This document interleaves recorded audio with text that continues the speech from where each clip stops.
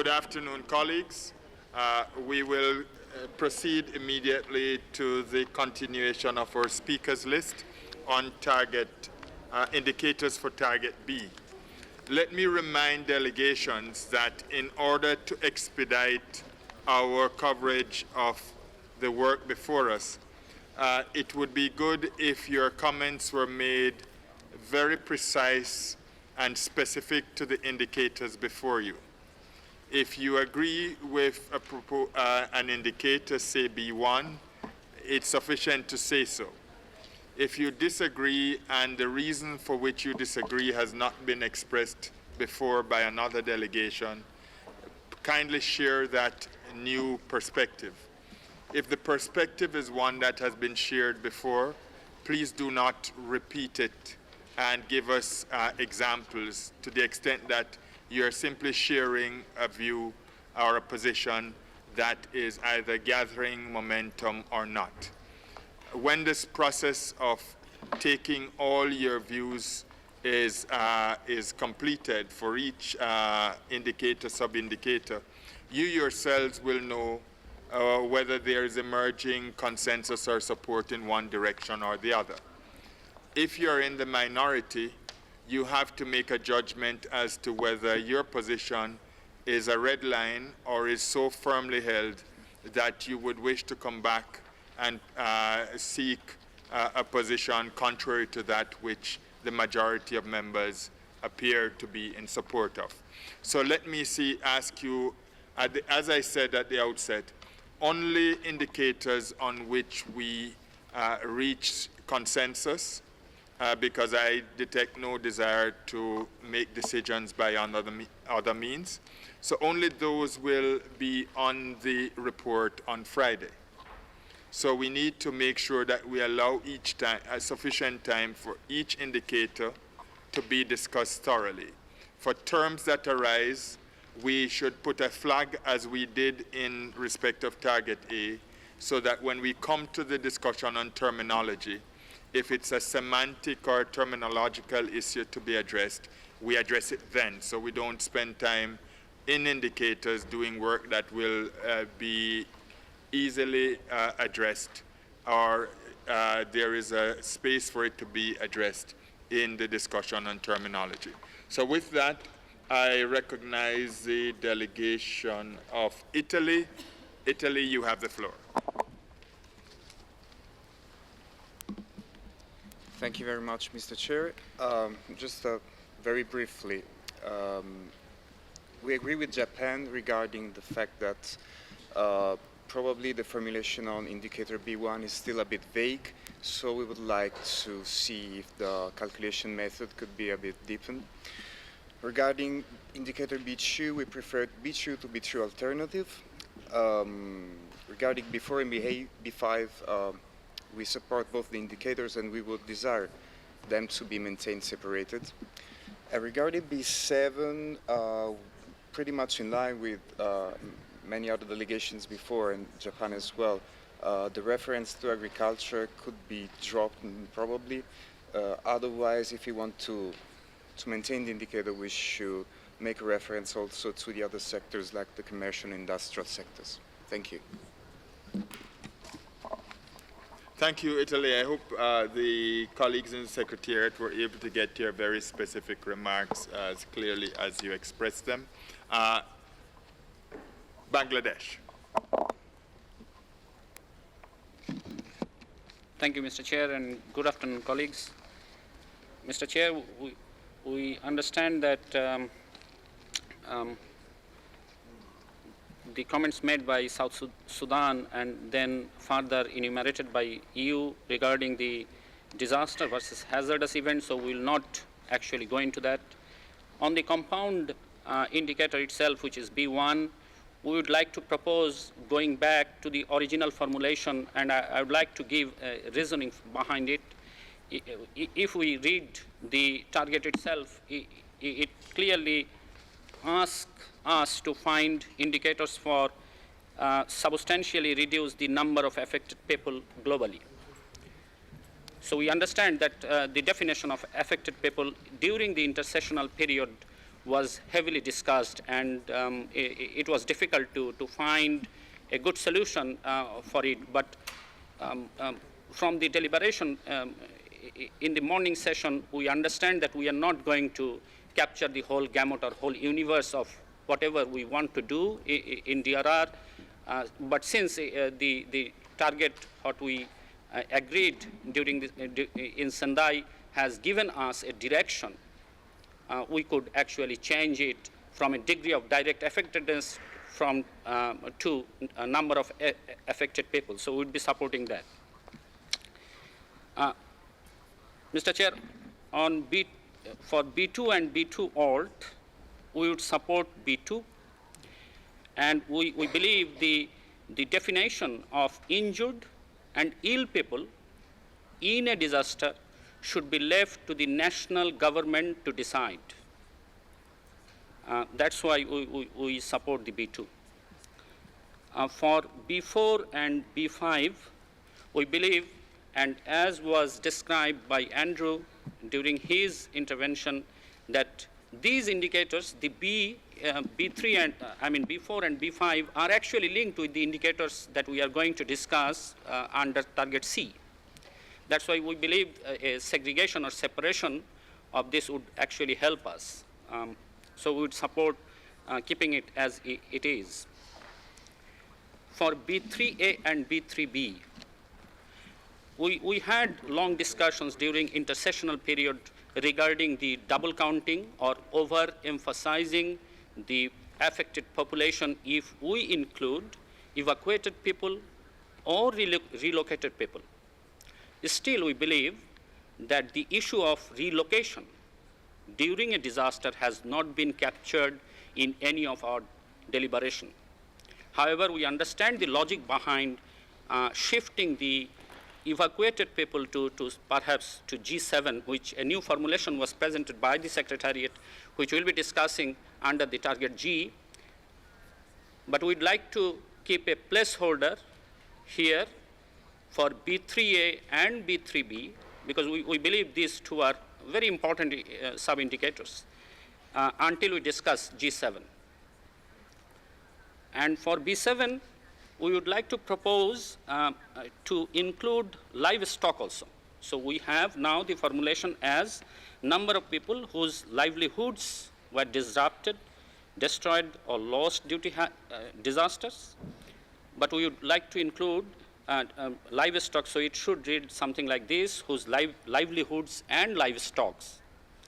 I understand that it also requires some further tweaking with the language, since when we include livestock, the word disruption doesn't go very well, but we can do that exercise and we can come back to you with a new formulation later. For B6, Mr. Chair,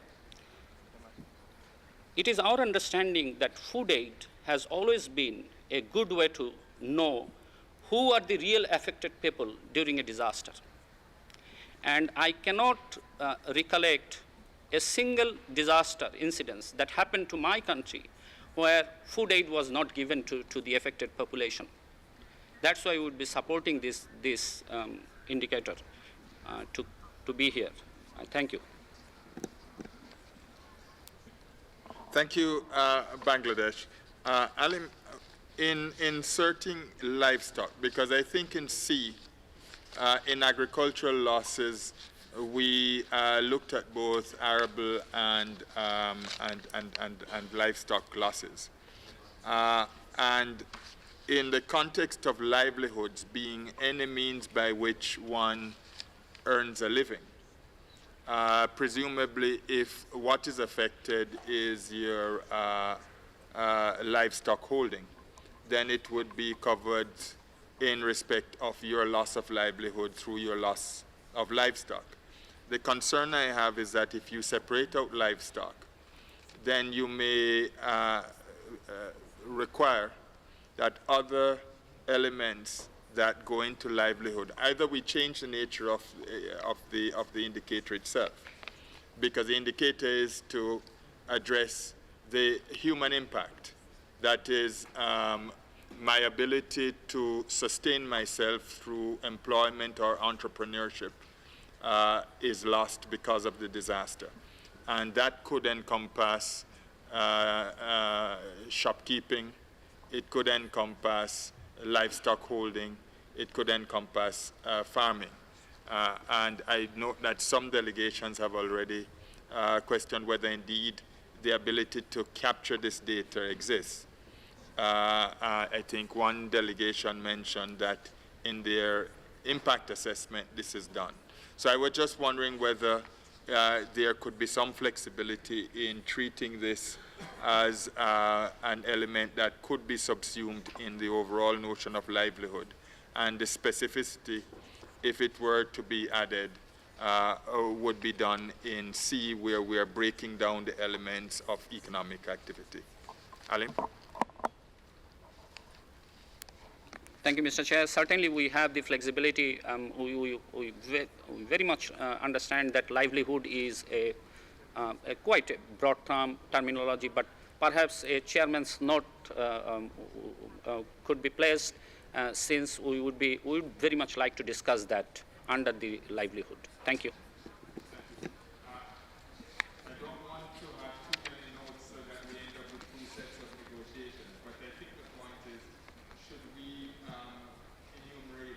Microphone, please.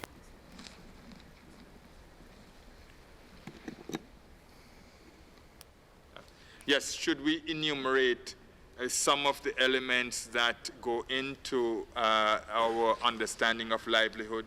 Perhaps that may be one way of doing it. Of course, no enumeration of aspects that contribute to livelihood could be complete.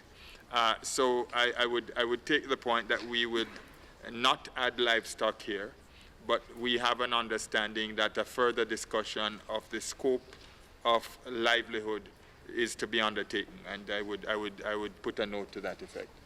In fact, Andrew is going to come back on this one. Yeah, in the concept note, actually, livestock is actually included already in the livestock, in livelihood, so yeah. It's actually there. Yeah. Okay, so we are already there. Now, of course, we will have to look at how the concept note is given effect in our report, because, of course, the concept note will help us in dealing with the indicators. But if we have to negotiate each element of the concept note, it could be, so the character of the concept note, is it illustrative, is it informative, or is it substantive? We will need to come to, and I think part of the footnote about discussing how this is done will have to be for us to discuss the status of the concept notes and their illustrative or dispositive nature. Next on my list is Ethiopia.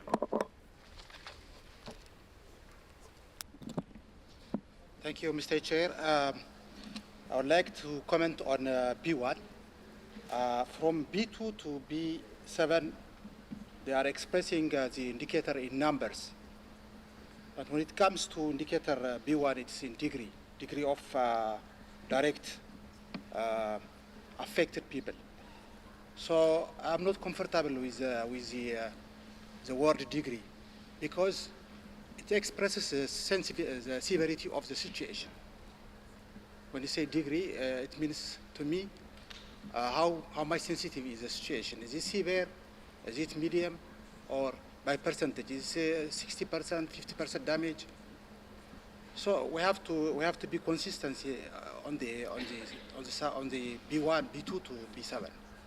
So maybe we change it on the number of people directly affected by the hazard event per 100,000.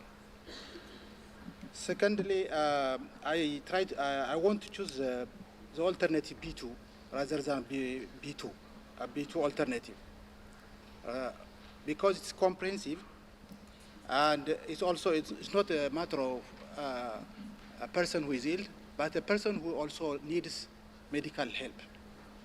So I choose B2 alternatives than B2 only. And B4, B5, they have to be kept like that, because they have different concepts. B7, livelihood disrupted, destroyed and lost, it is clear. But disrupted, it's not clear. What is the threshold to say disrupted? It's said that breadwinners, it's not only bread. People have to teach, to educate their children. There should be food. There should be minimum requirement of non-food like salt, soaps, and pepper. There should be clothing expenditures, minimum. If they are below this minimum, then we can say they are disrupted. It's not only about bread, it's also about many items, many items to be included here. So I think livelihood threshold should be the appropriate. In bracket, we can insert in bracket livelihood if they are below livelihood threshold. Thank you, sir. Thank you. Ethiopia, one of the things we have been trying to do is to leave some of these specific determinations to the national level. So, for example, what would you consider a livelihood disruption in Ethiopia? It may be different from what one would consider here in Geneva. But in terms of your assessment of the impact of the disaster, they would be equally valid. So I think, for example, if you're in an agricultural community, some disasters will immediately disrupt significantly the livelihoods in that community, because if it's flooding and the crops are lost, almost all the residents, so there'll be a significant disruption. But if it's the same flood in an urban area, the disruption may not be the same. Whereas perhaps an electrical storm that knocks out power and causes disruption in the electricity supply to industries may disable an entire industrial park, and the livelihoods of those who have small holdings or others in the park will be disrupted. So I'm wondering whether we could rely again on the ability of national authorities to take the term, which is you are to report on disruption. And as we have said in other areas, you define what missing is. You define what disruption is. At the global level, and it's up to Andrew and the experts to tell me, I'm not an expert.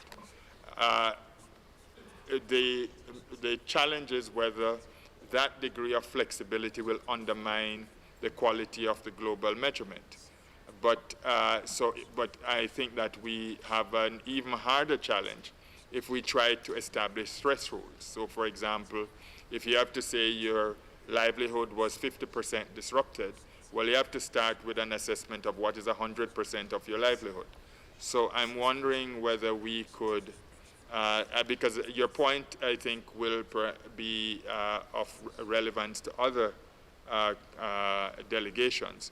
And I would want to suggest that we try not to be too prescriptive, and that where we have a clear concept, disruption is out of the ordinary. Degrees of it, I think we can debate over. So I would ask your flexibility if we could leave it for member states to essentially define how they apply those terms, rather than for us to set thresholds or prescriptions. Ethiopia?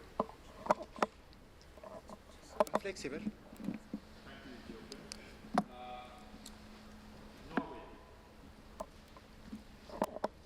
Thank you.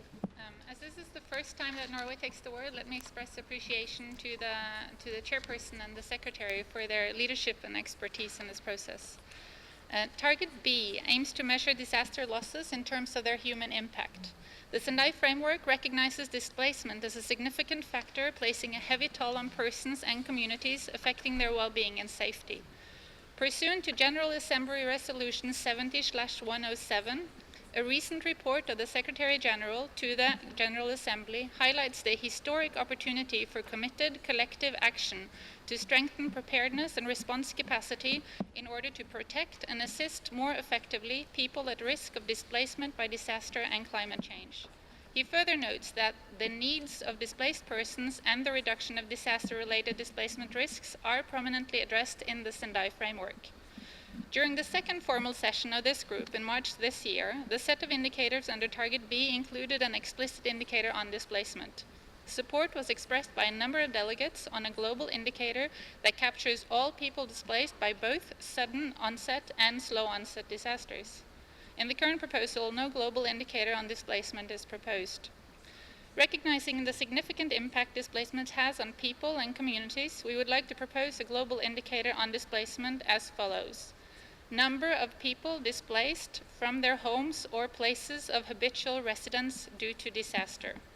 With the following definition of displaced: people who have to leave their homes or places of habitual residence due to disaster or disaster risks.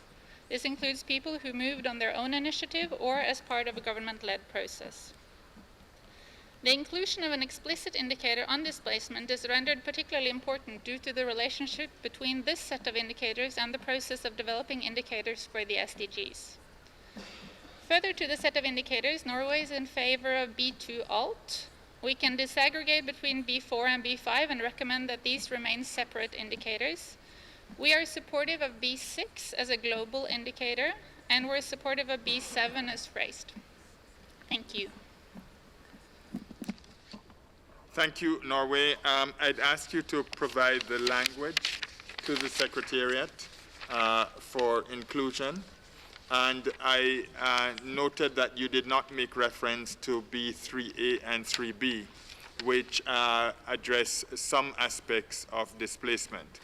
Are you suggesting that the what seems to be a more generic treatment of displacement should replace 3A, 3B, or coexist with them? Norway. We note that in the paper on terminology, under several terms, after the second formal meeting, several delegations asked about the difference in definitions of displaced, relocated, and evacuated, and that has not yet been addressed. And we're open to address this, but currently we're in favor of one overall global indicator that addresses displacement, and proposing that relocation and evacuation might work better on a national level. Thank you. I'll ask the Secretariat to present B3 alt on displacement so that members can see the Norwegian proposal. And we'll have to come back to this after members have had a chance to reflect on it. France, followed by European Union. Merci, Monsieur le Président. Thank you, Chair. So to answer your request, I'll try and be as quick as I can. First of all, on B1, we support this new wording and the mention of degree, which helps to reflect the fact that there will be some inevitable double counting under Target B. So ultimately what we'll end up with is more of an indication rather than a precise figure. So that's new wording seems fine to us. For B2, we prefer the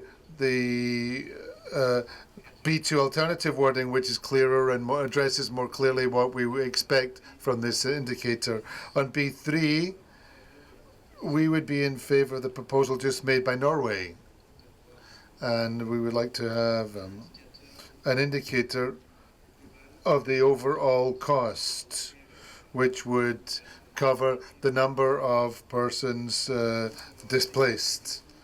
For B4 and B5, we feel that these also need to be kept unchanged in a disaggregated way, which is consistent with what we then go on to seek to achieve with Global Target C. And to conclude, we also want to keep B7 in its current form. We feel that we don't need to say more here than that. It'll then be up to the individual states themselves to decide what they want to measure with this target. Thank you. Thank you, France. European Union. Thank you, Chair. when I counted, we thought we were the 18th intervention, but maybe there were some other interventions that were dropped. I wanted to make a couple of remarks. First of all, we would like to support the proposal on displacement that was made by Norway and having a global target, a global indicator for displacement, but as well as for the food aid, B6, we think it's very important. There are two ways that disasters can affect people that are not covered by other indicators. So not having them would not allow us to have the full picture, in particular for droughts and slow onset disasters. So we believe they are very important to measure. We don't necessarily agree with the assessment that no data are available for those. There is a lot of data on displacement and there's a lot of data on food aid by UN agencies, collected often together with the governments in processes like the IPC, the integrated phase classification, where joint assessments are made. So there are a lot of data available.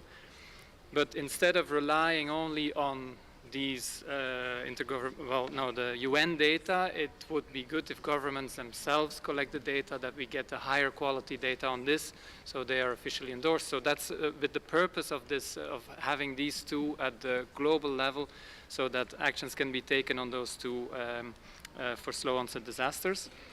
Finally, I think B4 and B5 should not be merged, so they should be kept as they are.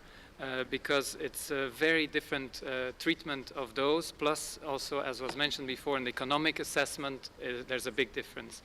We have to understand that although their target indicators in B and in C, they are based on the same data collection process, and we only need to collect data once to have B4, B5, and then also on the C side these things. So having them separate is much better and much more cost-effective than merging them and confusing the matter. Finally, I agree with Japan that if member states have a very good methodology to collect data that is maybe more advanced than what is proposed by the Secretariat, as a default methodology, then I believe that should be encouraged to be used, because we need to encourage progress. We need to encourage countries to innovate and collect higher quality data and not remain to the lower standard. So if processes are in place, this should be encouraged, but from the beginning to the end, that the data remains comparable, of course, across the Sendai framework time. That's it. We support B7, and we do prefer B2 alt, which was proposed by the health sector. And as most of the data will come from the health sector, and we will have to, in all the governments, make the links between all the sectors, it would be good that the health sector recognizes their own language in these indicators, so we can establish easy data exchange among the ministries. So B2 alt would have that advantage. Thank you. Thank you very much. And indeed, the WHO representative was quite active in our intersessional consultations on these and other matters. Pakistan?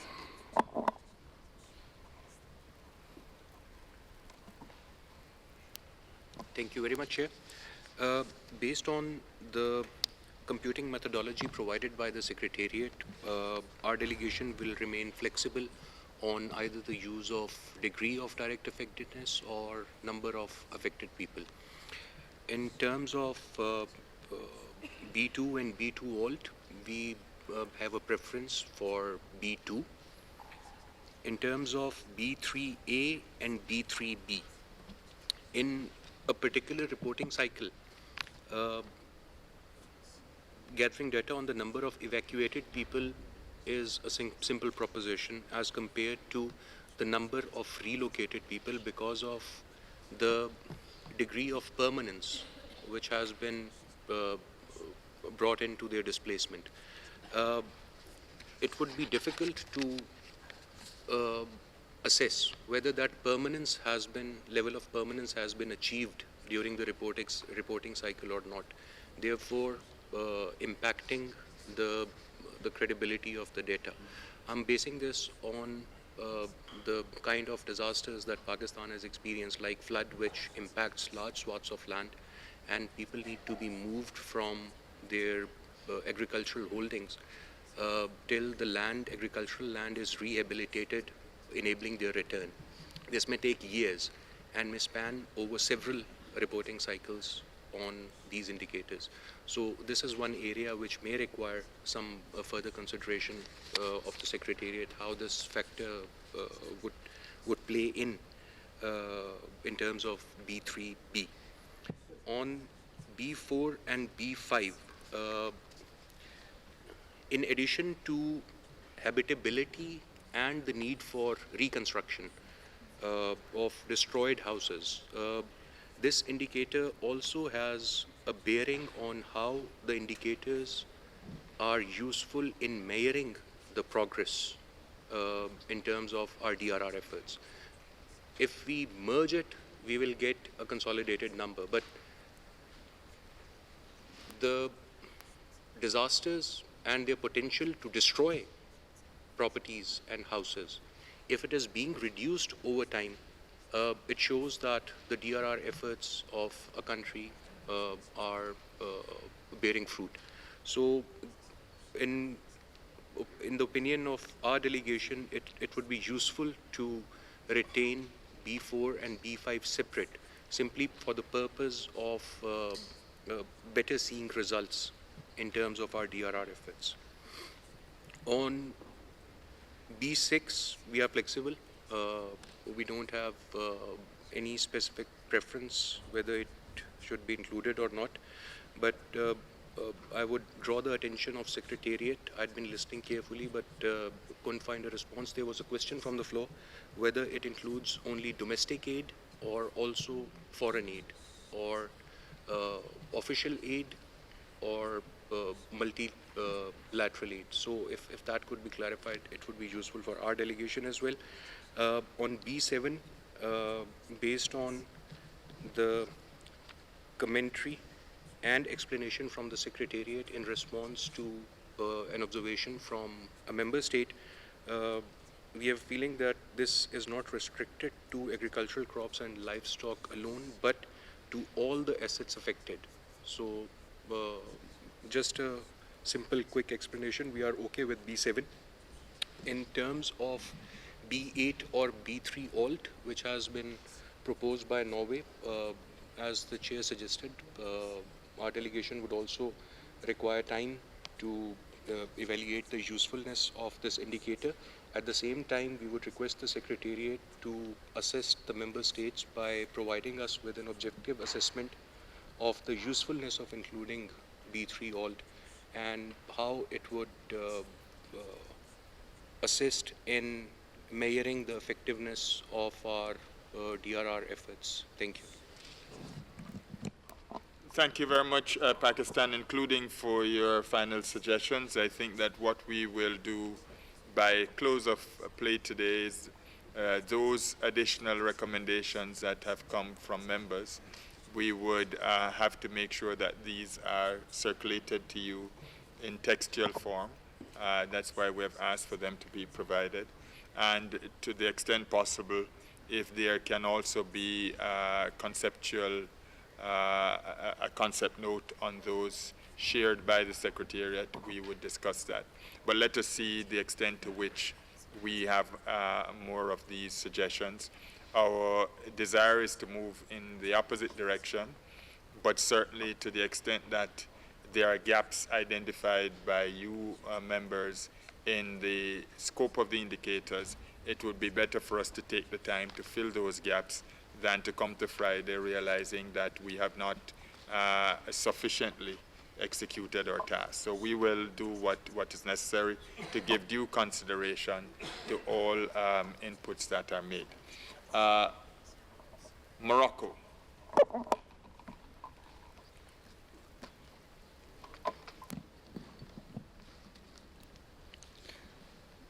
Merci, Monsieur. Thank you, Chairman. Regarding target B, well, Morocco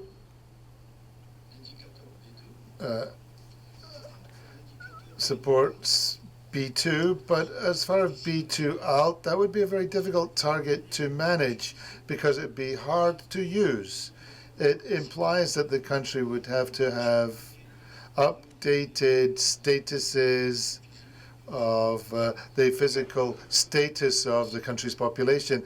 It seems to me that B2 alt would be hard to comply with as an indicator. For B3, B3A and B3B, we like B3A, number of evacuated people following a disaster. However, we would emphasize that we have a reservation regarding B3B. Why do we have a reservation on B3B? Well, because we believe that this indicator is not relevant for all countries.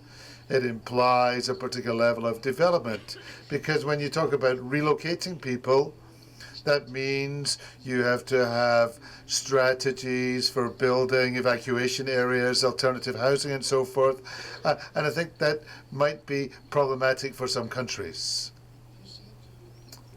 However, we do feel that the Norwegian proposal on B3A alt as a definition, and here I'd like to take this opportunity to ask the Secretariat to further refine this proposal from Norway. Now, turning to B4 and B5. Well, it would be difficult for state bodies to determine which houses have been destroyed, which houses can still be used. It would be a problem to make that determination, which leads us to support the proposal from Japan, that these two indicators could be merged into one. On B6, we would also confirm that I think there's no need to go into the reasons, but we believe B6 is a very relevant indicator. On B7, since we're talking here about easy to use indicators, easy to collect indicators, we believe that this indicator might be hard to use. Just because of the complexity there might be for state organizations in determining which people owned a particular property or goods or assets, it would make it very difficult to compile this data, and therefore this would an indicator which would be hard to manage and hard to use. Thank you. Thank you. Belarus.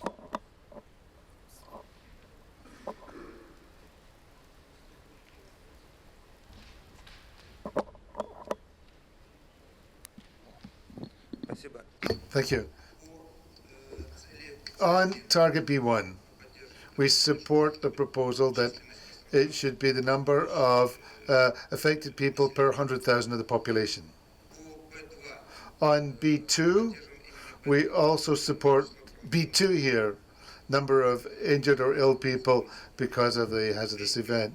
Why would we do that? I explain. Here we're and of course, for the global target, we're looking at the reduction in the number of wounded people. We're talking about health here, either people are injured or people who have fallen ill. So we support B2. On B3A, B3B, in principle, depending on the approaches, we're talking here about a global target for displaced people, really. Because it's hard, even after a disaster, whether people have been relocated or evacuated, because initially they're displaced, and then a year later, they may return back to their homes. This was what happened, for example, with the nuclear power station disaster in Chernobyl. After a year, some of the people returned home, although the decision was originally taken to relocate them and they shouldn't return. But what happened is, after further study, it was decided that to some places people could return. Now, B4 and B5, again, on this approach, I think if we're talking about a global target, we could probably merge the two and speak here about houses where people cannot live temporarily or permanently. Merged together. That's all. B6, B7 we support. Thank you. Thank you, Belarus. Switzerland. Thank you. We support B1, but as Bangladesh, we would prefer number of affected people because it's closer to the target. We support B2 instead of B2 alt because it's much easier to collect data on B2. We support B4 and B5, and we are flexible in keeping them separate or merge them. B7 we are a little bit concerned about because for us it seems quite difficult to measure this indicator, and thus we recommend to make it a national indicator and not a global indicator. And we support the proposed indicator by Norway on displaced people. Thank you. Thank you, Switzerland, for your very focused and clear intervention. Indonesia.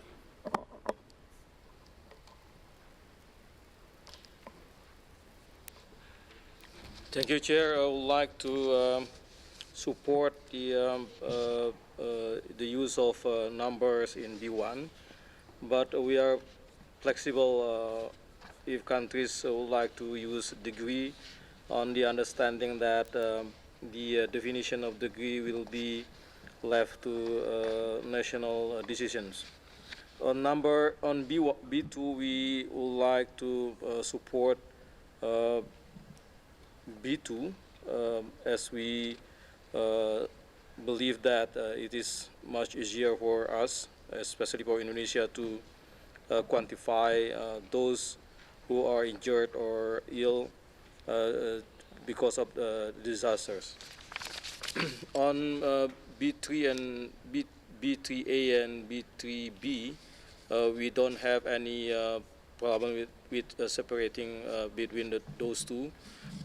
We have in our system, in our database, we have counted those who are evacuated and also relocated. On B4, B5, we support a separation on these indicators. On B6 also, we in our national system, we use this kind of aid for non-food and food. And B7, we also prefer to retain the system that has been proposed. Thank you, Chair. Thank you, Indonesia. Czech Republic.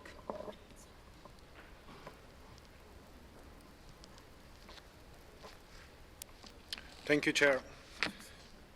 The Czech Republic supports B1, B2, and we can accept both alternatives for these indicators.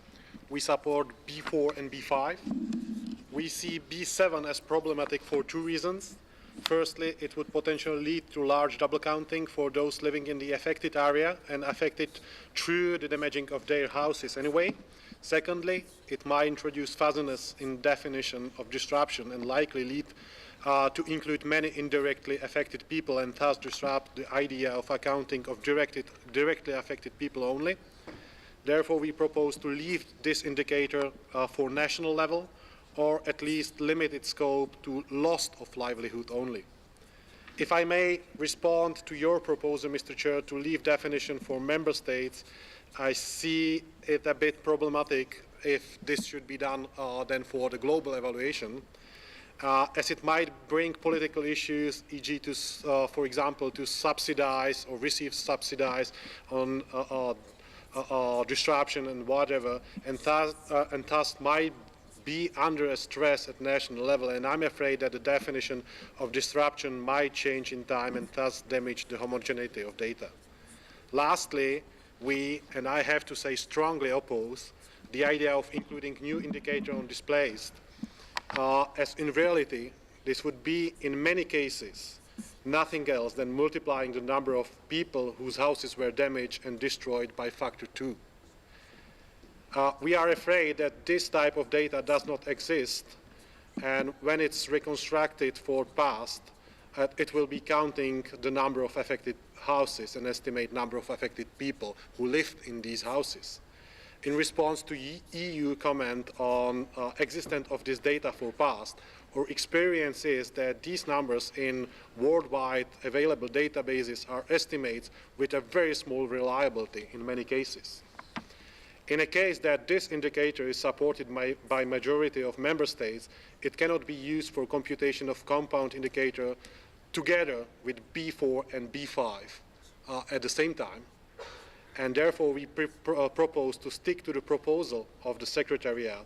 That means the green indicators highlighted on the screen that resulted from long discussion and feasibility study in the intersessional period. And we are getting in loops by trying to include new indicators for monitoring at global level.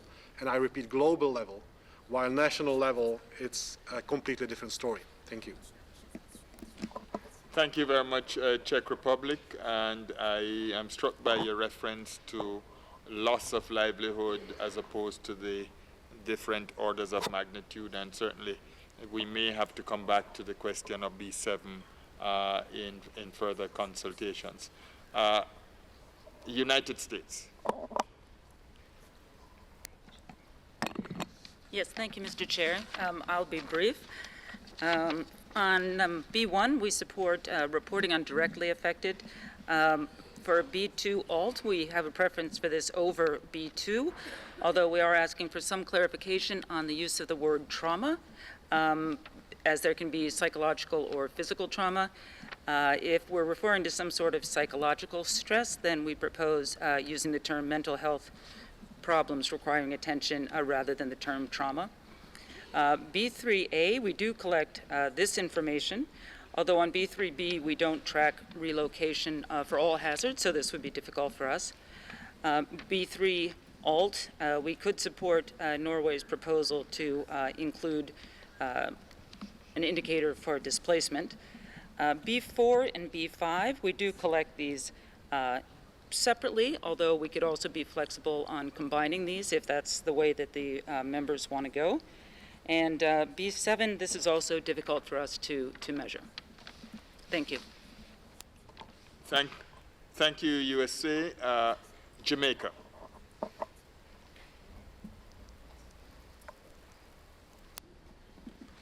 Thank you, Mr. Chair. Good afternoon, everyone. We'd like to support B1 with the change from degree to number. B2, we support B2 alt. However, there is some concern with requiring medical assistance given the situation that in some cultures we have traditional medical treatment. And there are also persons who get sick and don't report for treatment, but they are normally captured, especially in the case of epidemics, using some models by health authorities. So the experts could have a look at that. Support the Norwegian proposal regarding B3. B4 to B6, so we support that. And very flexible on B7, whether it's national or global. Thank you. Thank you, Jamaica. Costa Rica. Gracias. Thank you. Just wanted to point out that we would like B2, but we can remain flexible concerning B2 alt, if that seems to be the thrust of the House. B3A, number of evacuated people. Well, we kind of touch upon the displaced people and that subject. We think that might be better to keep evacuated people and not displaced, since displaced people has more political connotation and is therefore evacuated people is more closely linked to disasters.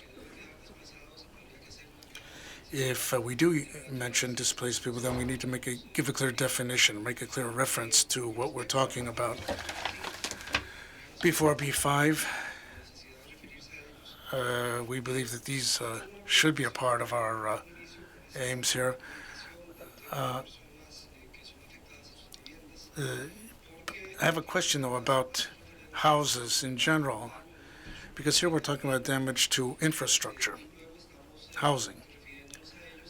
And we're referring to this in terms of the number of persons that may have been living in them. If that's the case, then any infrastructure which might affect people individually or in groups would have to be included under this group of indicators. We see that under C, we also have damage to housing and other references. So there's more accounting here in terms of infrastructure on housing. But if we decide to keep housing under aim B here, then we're going to have to start talking about people, number of people are affected by damage to this kind of infrastructure.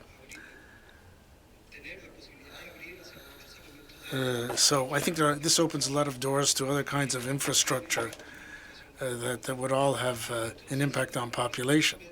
So quite respectfully, we would recommend, as I said, we're flexible, and we can keep it as it is, but we would recommend that we consider not having B4 and B5 for the reasons I've just given.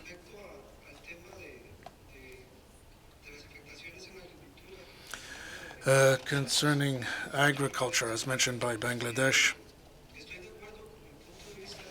I agree with his point of view from a substantive viewpoint, but I think we could solve this problem if under C2, instead of agriculture, we put livestock and agriculture, which covers all kinds of agricultural production, both livestock and crops, since that's the way in most of our countries we account for this. Let me just go back to B4 and B5 for a moment. Here it says houses damaged and houses destroyed. In my country, if we look at our accounts here, we have 4 categories. Houses which were affected, and then after which we have to assist families in restoring their property. Partially damaged, then destroyed, but which are rebuilt in a new site. And 4th category, houses that are totally destroyed and rebuilt in a non-hazardous area.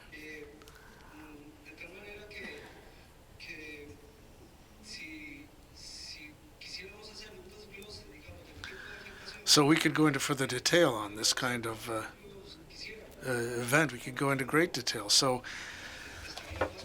I don't know. I would prefer an indicator that just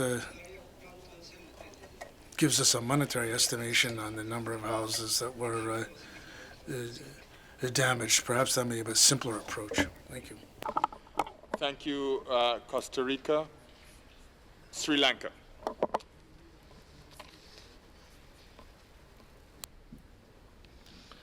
Okay, thank you, Chair.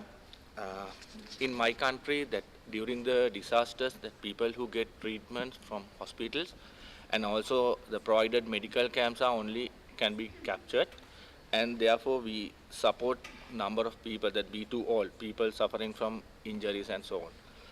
And also we agreed with the agreed with Japan to merge B4 and B5 to reduce complexity.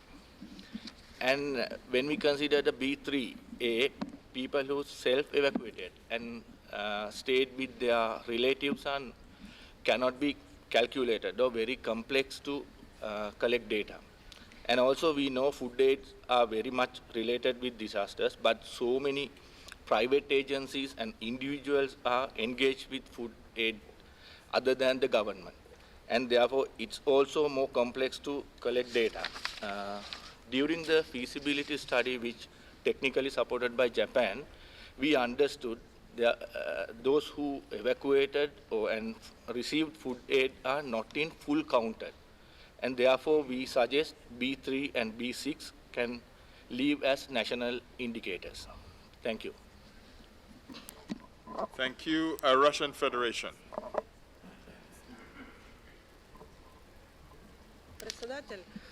Chair, regarding B2, we support indicator B2 because we believe it's simpler.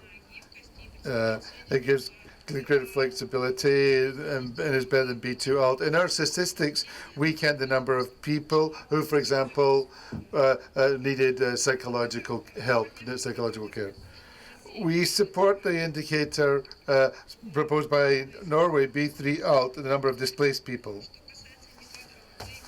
As far as B4 to B7 are concerned, everything is quite clear here, and we're quite prepared to provide data at the global and national level under these indicators, but we're a bit worried about B1, which,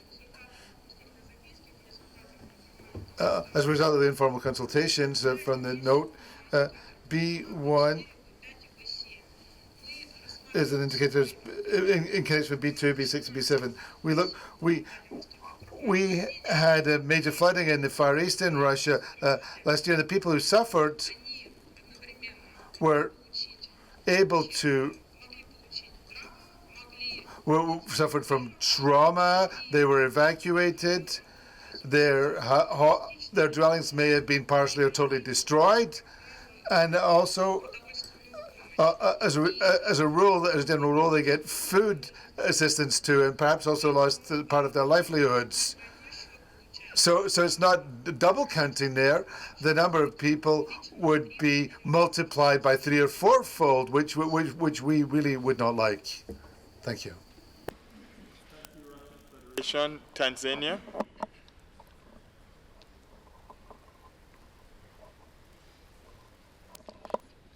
Thank you, Chair.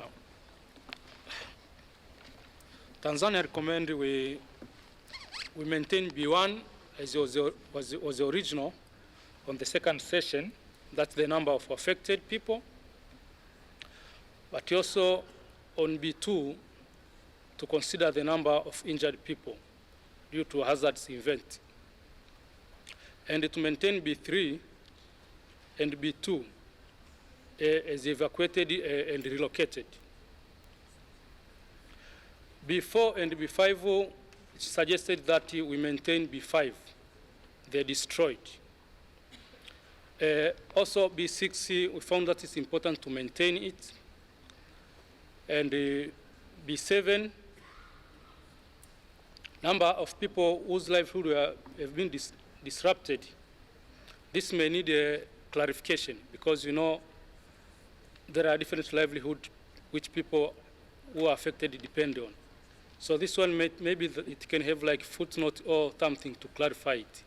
Because to put it as it is, it can bring some more ambiguities. Thank you, Chair. Thank you, Tanzania. Mexico. Gracias, señor presidente. Thank you, Chair. Briefly, let me just comment on Global Target B. First of all, we agree with the proposals on the screen here in B1 to B7, with 2 remarks. First of all, B2 and B2 alt. Some delegations have already referred to concerns which we share on this point. First of all, the European Union mentioned that this indicator needed to be fine-tuned and that more data was needed from health-oriented institutions.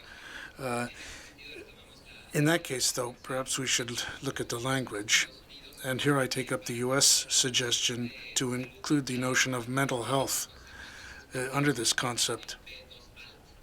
So maybe B2 alt is a more integral, more comprehensive way to tackle this when we're talking about people who are affected by disasters from a health viewpoint. We're flexible, of course, and we could talk about this.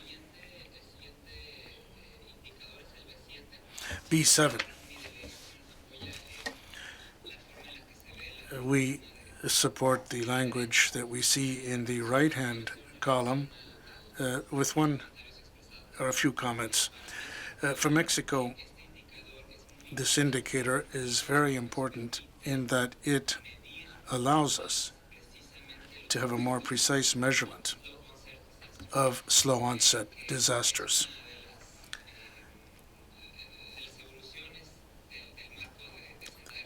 This is, I think, a good development under Sendai, and we would like to see these elements reflected here. That is, the number of people whose livelihoods were disrupted, destroyed, and the other elements. So we would support this indicator. Thank you. Go Cuba. Thank you, Chair. Well, this is a bit more complex, Global Target B, than the first. So I have a few comments. I've listened very closely. Some of the proposals made, those who took the floor before me, some whose opinions I share concerning this document. First of all, we agree with what Korea said. That is the importance of maintaining B1 as a number of people affected.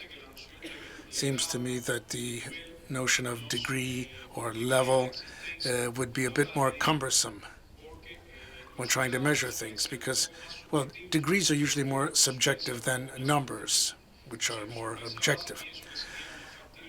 So we think that it would be more advisable to speak of the number of people directly affected. Now, concerning B2 or B2 alt, we would lean towards B2, but we do understand what was just said by Mexico concerning the needs of health authorities that this information, that this category could supply in terms of data. So, question. If we just say number of injured or ill people requiring medical assistance as a direct result of a disaster, that would be the first part of B2. And the second part of B2 alt would say that it's the health authorities or public health authorities who would be requesting this. I don't know, that could be a variation, and we're flexible here to continue to work on this text.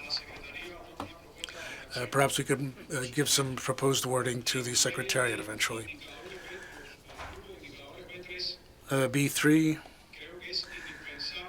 A and B, well, we think that it's absolutely necessary here to maintain mention of the number of evacuated people. But we think that this needs a bit of a change here. We think that evacuation is a preventive activity. It would never take place after a disaster. Maybe it is for some countries, but so that this indicator truly measure what a lot of countries need to do here, number of evacuated people before and following disasters. That would include the preventive aspect of evacuation and disaster risk reduction and a response to an event. So we would ask that we maintain B3A. B3B could be more complete since it might cover new areas and so on. But we would favor B3A, which we think is indispensable.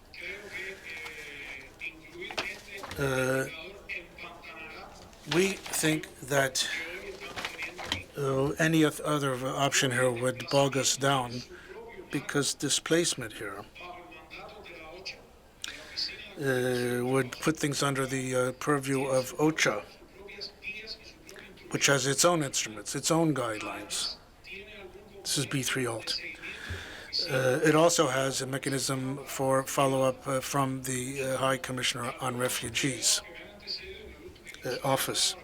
And as other delegates have quite rightly pointed out, only a small number of displaced people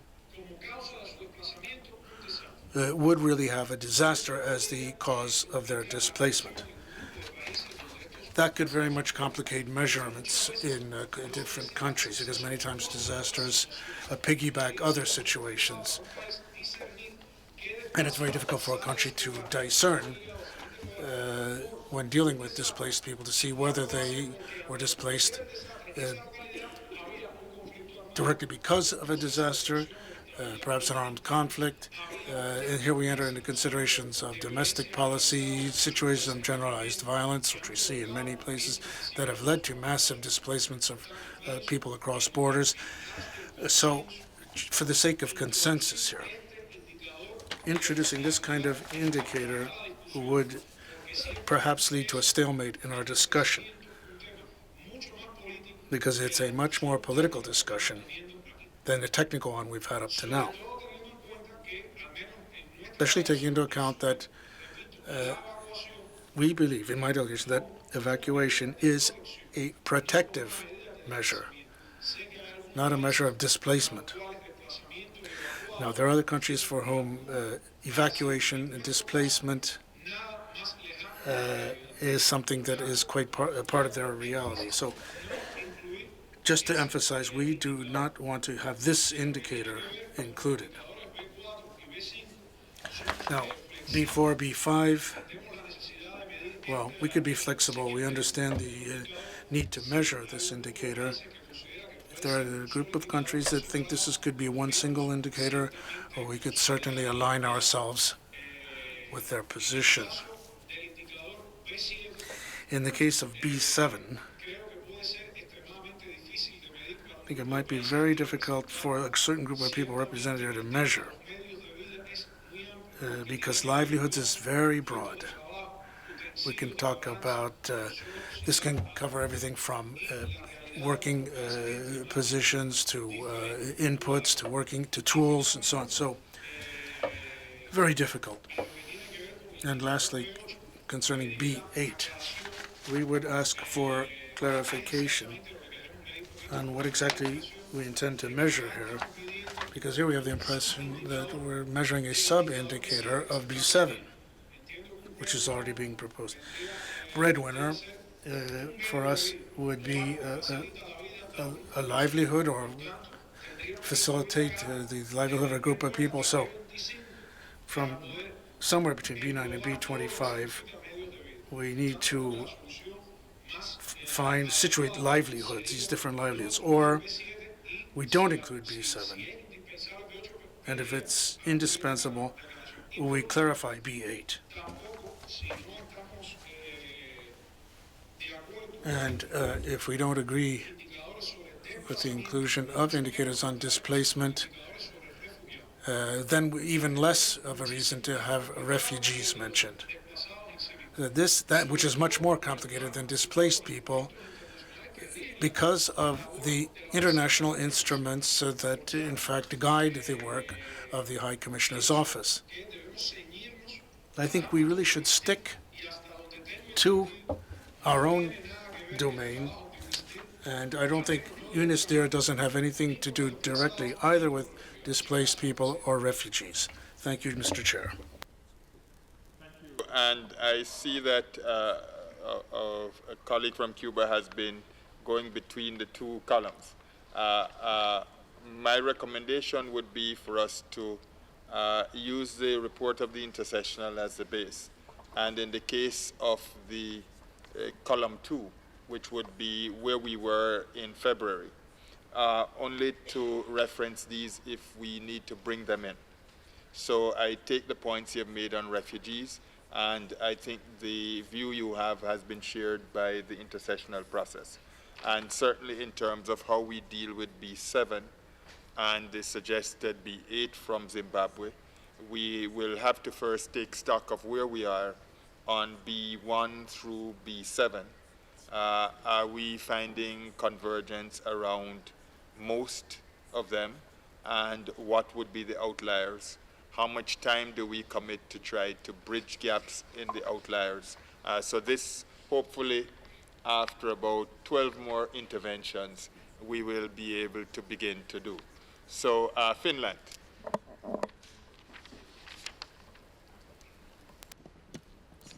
Thank you, Mr. Chair. First of all, I would like to thank the Secretariat about the very systematic and logical work that has been done so far. As far as indicators are concerned, Finland supports B1. We support B2 alt. I mean, we prefer B2 alt, but if needed, we can be flexible. B2 is also okay for us.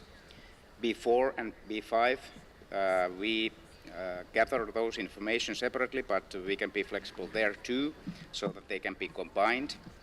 And B7, we also support that, even though that might be a little bit difficult to measure, but however, we can support that. Thank you.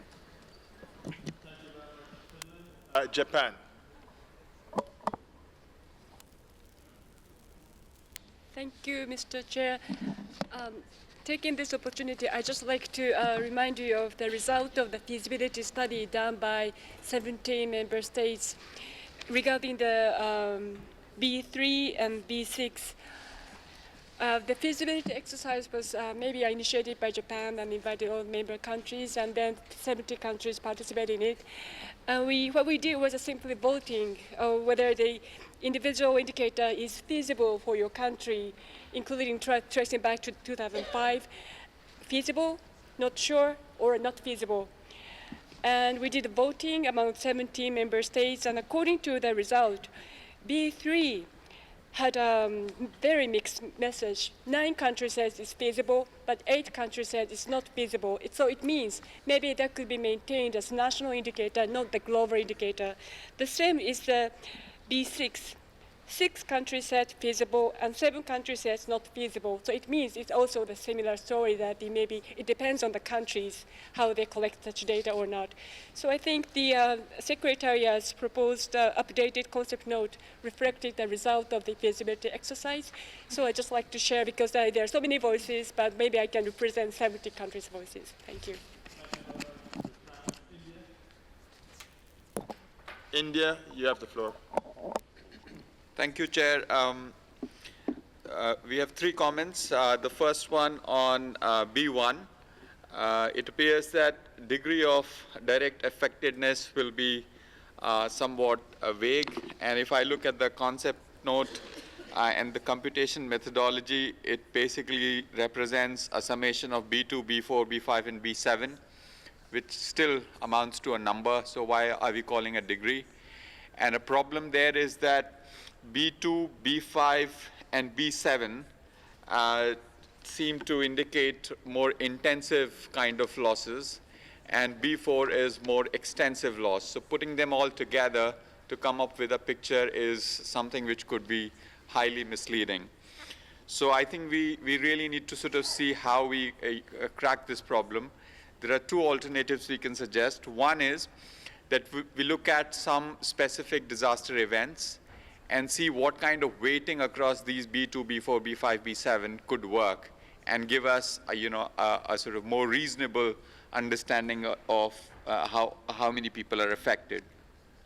The second is a relatively simple approach, which is that we look at B2, B4, B5, B7, and whichever is the largest number basically becomes the number of affected people. I don't know what other colleagues feel about that. So I think that's on B1.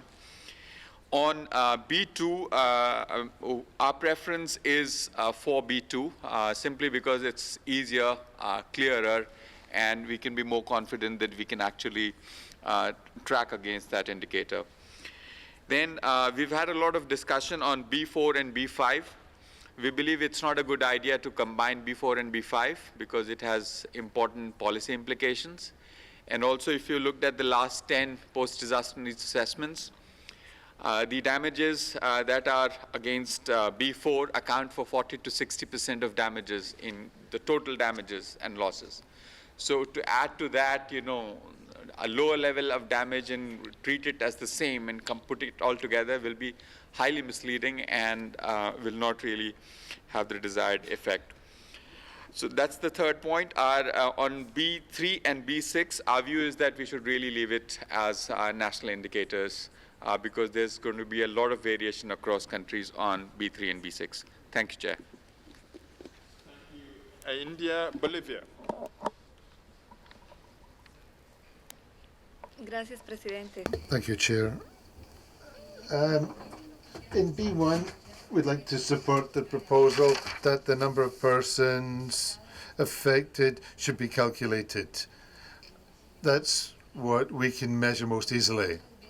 On B2 or B2 alt, we're flexible here. We understand that B2 alt tries to explain, perhaps with more details, what is tried to be covered by B2. It's more detailed. If we keep B2, perhaps B2 alt could be included in the terminology part, in the definitions part. We're flexible on that. On B3, we agree with Cuba and Costa Rica that in our countries we speak of evacuated people, and we like to have that term. If we're going to have an indicator here, that term evacuated should be used, because the word displaced people, as has been said, has a different connotation. That's our understanding, and was agreed in Sendai. Issues of conflicts have nothing to do with our process here. Issues of conflict are different. On B4 and B5, we're flexible here too. We could cat them together or keep them separate.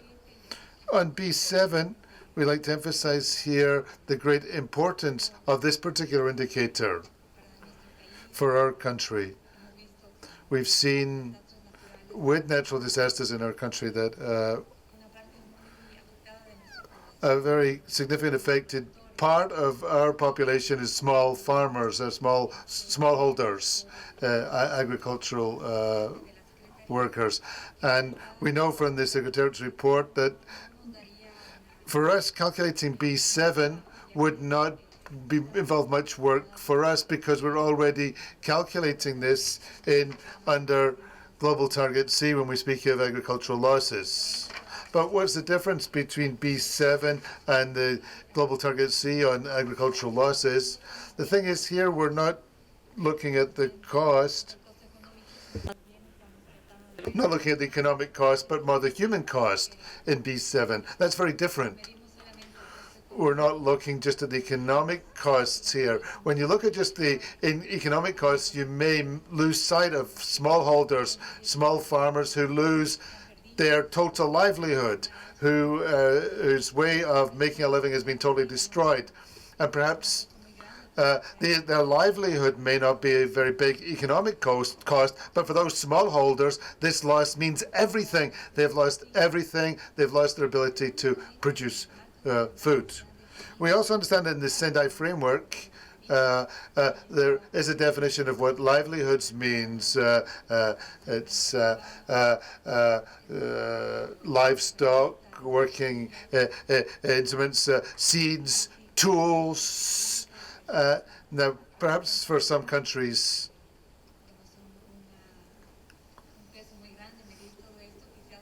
it may be very difficult to measure all of those aspects. So here we can perhaps flesh out a bit proxies for those who really have difficulty measuring this. But for us, it's really important to have an indicator of this kind, particularly because a lot of research has been done by the United Nations, for example, showing that a significant percentage of the population affected by El Nino was farmers, and specifically smallholders, small farmers. So I think I just wanted to emphasize the importance of B7. We could refine the language. We could work further on the language that's proposed here. Some have already indicated that the word disrupted causes problems for them because it can be interpreted in different ways. So perhaps we could work on that term, come up with a better word. And the question of livelihood, we'd also need to explain exactly what we mean by livelihood for those countries that have said that, yes, there are different interpretations of what a livelihood could be. We understand that realities are very complex, and a single indicator will not be possible to reflect all different realities, particularly when you have countries at different levels of development. But the idea, nevertheless, is that this indicator would give us a rough idea of what had happened on the ground to these people who have seen their livelihoods affected. And as such, we would like to know whether over time our capability to address their issues can be improved. Thank you. Thank you, colleagues. My internal clock is beginning to get a little bit concerned at our pace. At the same time, my realistic cap tells me that we're going to have to take the time that we need to ensure that we're on the same page. So I have a little bit of an internal conflict, and of course I have to resolve it in your favor. It seems to me, for example, on the definition of livelihood, if you look at the concept note, it describes it as means, capabilities, tangible and intangible assets, including human, social, natural, physical, financial resources that people draw upon to make a living. So I'd ask that we, in looking at the indicators, bear in mind the concept note. Of course, we are not debating the concept note for adoption, but certainly it should inform how we consider the different options. If we look, for example, at the difference between B2 and B2 alt, the substantive difference is the addition in B2 alt of requiring medical assistance, because physical injuries, trauma, or disease, all are capable of being subsumed in injury or illness. So the key question in determining whether we go in one direction or the other would be whether we require the insertion of requiring medical assistance or we oppose it. So I think we need to come quickly to a point in the conversation where we begin to make choices among those indicators that appear to be capable of achieving consensus for global application. You have been listening, and I think you have done your own trend analysis. I'm doing that as we speak. But there are certainly some questions that we have to come back to before we certainly would be able to resolve one way or the other on these elements. I think if we have listened to the discussion on B4 and B5, there is a growing trend to keep them separate, and in a number of cases the view that keeping them separate or merging them is not problematic. So I will come back to the delegations that have asked for its separation to see whether we could have flexibility on that, because that would resolve one challenge. On the question of displacement, I'm getting a sense that this has the elements of complication that may require further consultation.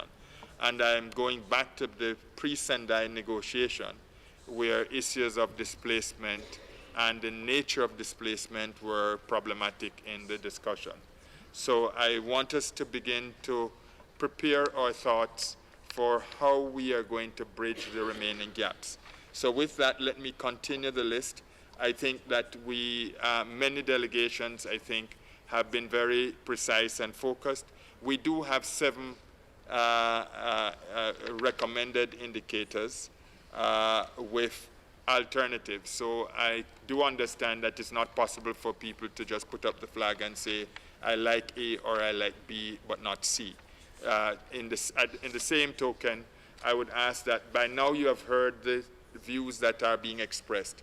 If you can help us now to begin to narrow down by aligning your views in one direction or the other. So if you're feeling, it seems to me that degree is beginning to yield to number. Most delegations have suggested that we should use number. That I will come back to the Secretariat for a reaction as to the implications of moving from one to the other. But certainly just in terms of a straw poll of where members have expressed themselves, it seems that that one may resolve itself in a simple transposition.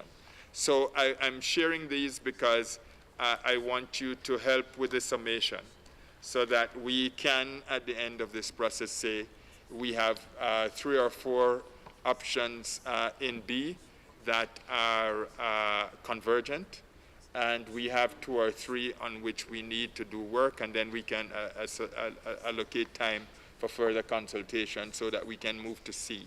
If we don't begin C and get into substance today, my internal clock will become an external clock, and you'll see the work. Brazil.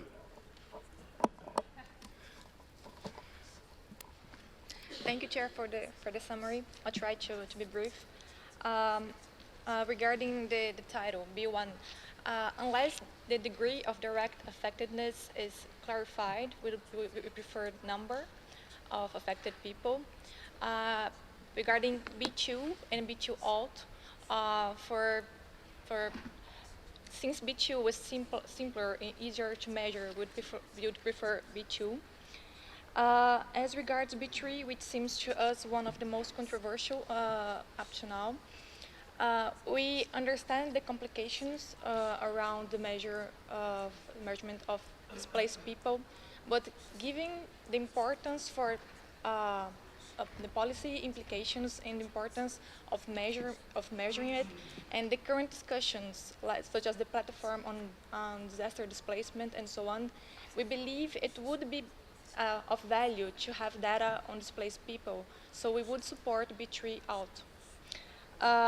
We support B4 and B5 separated. We would have difficulties measuring B6, and we support B7. Thank you. Thank you, Brazil. Greece. Thank you, Chair. We support indicators B1 and B2 alt. Also, we support the proposal of Norway concerning the inclusion of a global indicator on displacement for target B, and the proposed wording to address the issue of displacement both for the proposed indicator and as an addition to the terminology. Finally, we support indicators B4 and B5 as global, and we prefer a separate treatment of the indicators, and we support indicator B7. Thank you. Very, very clear. Iran? Thank you, Mr. Chair. I will try to be brief. On B1, actually, we prefer to change the language to the number of affected people.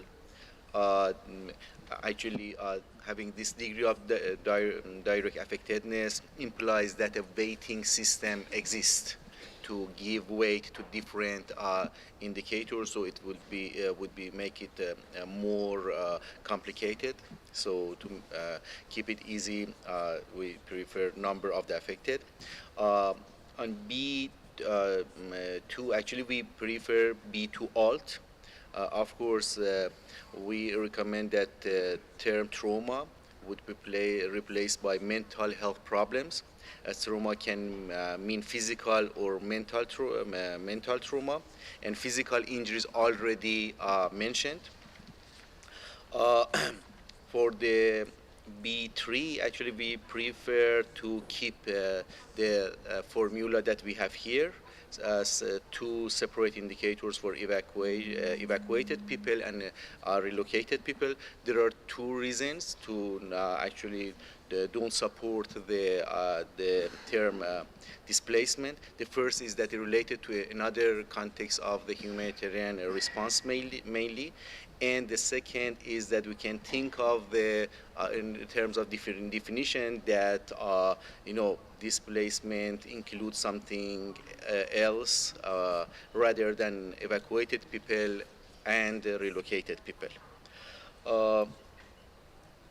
for the about the B4 and the B5, what we need, again, I want to repeat our actually comment on it indicate target A, that we need a guidebook. For instance, what is the definition of the damaged house? There's a 70% damage or 90% damage, so this should be clarified. B7, in fact, is actually difficult to measure. Again, that guidance would be necessary. Referring, getting back to the beat, actually 3, we need to look at the G indicator G7 as well.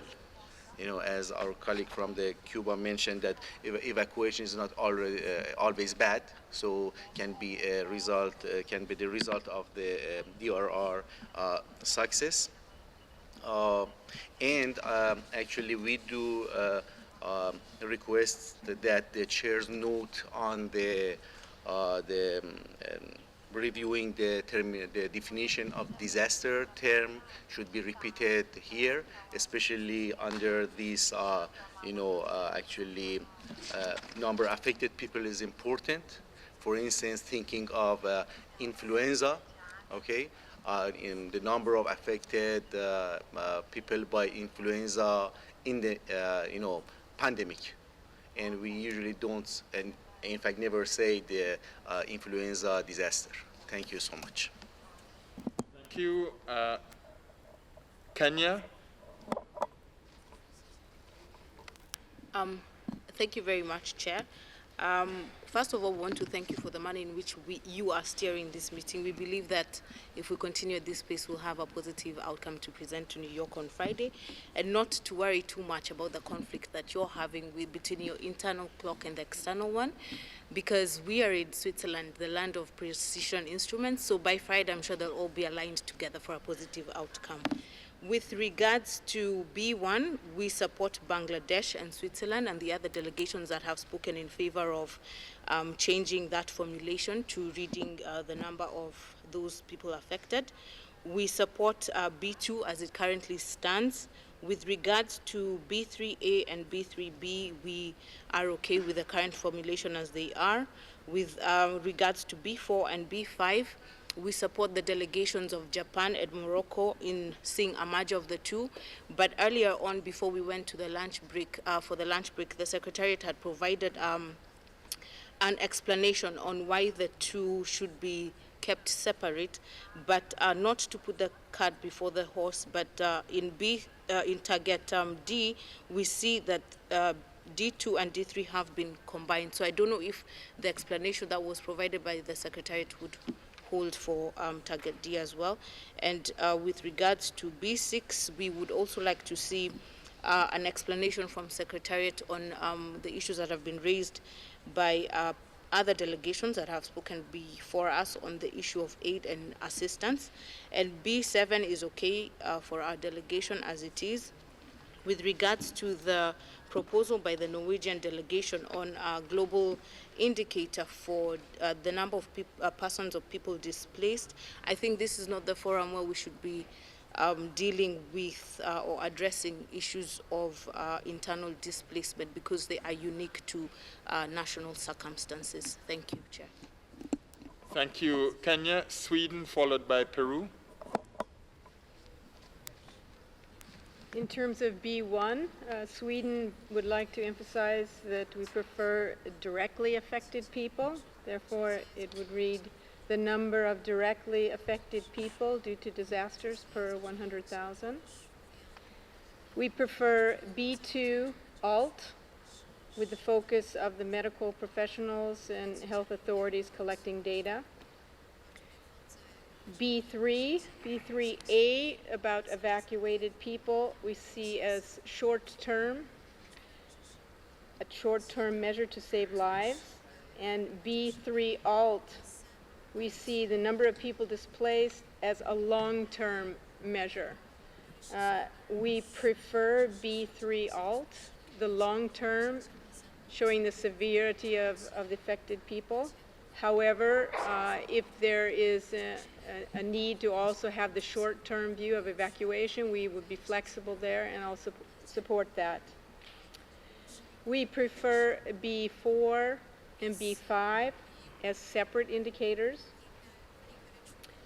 We support B6, number of people receiving aid, because this is very positive and it shows action towards reducing further loss of life or sickness. We do not feel that B7 is necessary. However, we would support it if need be. We are flexible on B7. Thank you, Sweden. Peru.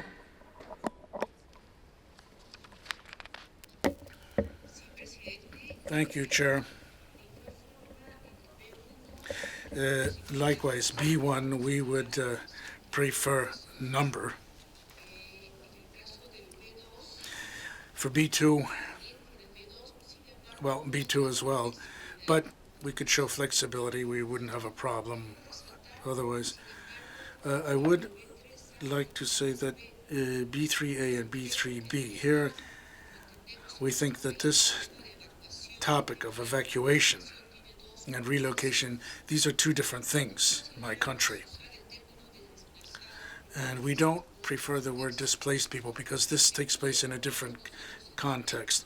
By evacuees, this is due to a situation which may be occurring, but relocating, Chair, we think this is an important topic to take into consideration because as Colombia said, indeed, relocation means policies of resettlement. It has to do with nearly dealing with subjects like reconstruction, rehabilitation, physical infrastructure, of human infrastructure.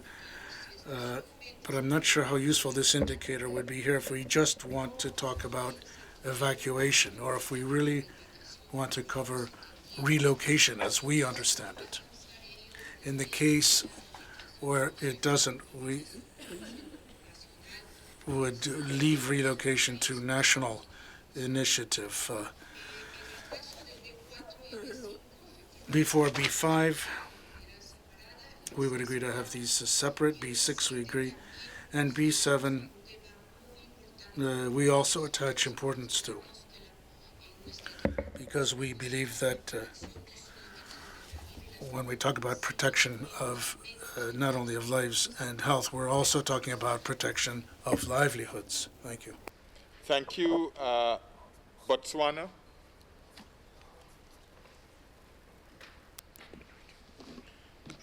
Thank you, Chair. I think it's important to reiterate that in coming up with the indicators, we need to keep them simple, we need to keep them few or consolidated, and also we should not lose focus of the target that we are talking about.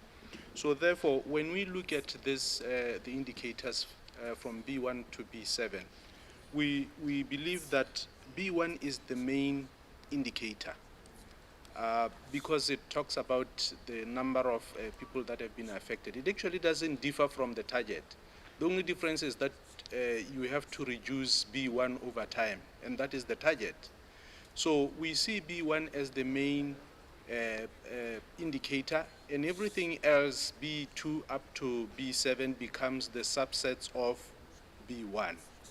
So therefore, we are saying, in ensuring that the indicators are few, they are manageable, we would then be flexible in combining B2 to B7, because those are just subsets that add up to B1. For instance, you cannot be receiving aid, which is B6, without having recorded as being affected by the disaster, and so it's true for other indicators. So we would therefore agree that we can combine B4 and B5 so that we reduce also the issue of duplication, because when you look at the B4, B5, the other one is just talking about the level of damage that you can probably maybe take care of at national level. So we would agree that you can combine. Even B6, like I said, you cannot be receiving aid without having been recorded as being affected by the disaster. So we can just keep B6 for the sake of maybe transparency and also maybe disaggregating the people that have been affected by the different disasters. So I think ultimately we must concentrate on B1 as the main indicator that we then have to be striving to reduce over time, and then we'll be reaching our target. Thank you. Armenia.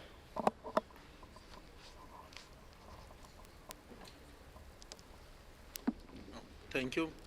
We support B1, B2. Very important to have a number of evacuated and relocation people, and we support B3A, B3B. We also supported B4 and B5, but B5 we need to classify what kind of houses damage. We supported B6 and B7. Thanks. Netherlands. Thank you, Mr. Chair.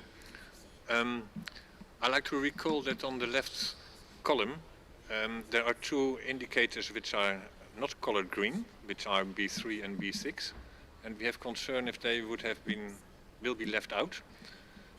Therefore, we support the proposal made by Norway on the displacement issue, but it may need another word, and also B6 on receiving aid. The reason is that leaving those two out, it may not reflect very well disasters which are characterized by a slow onset droughts. It looks like the majority of the now green indicators reflect sudden disasters better than slow onset disasters. And maybe the same holds a little bit for technical man-made disasters. So therefore a plea to keep those two in.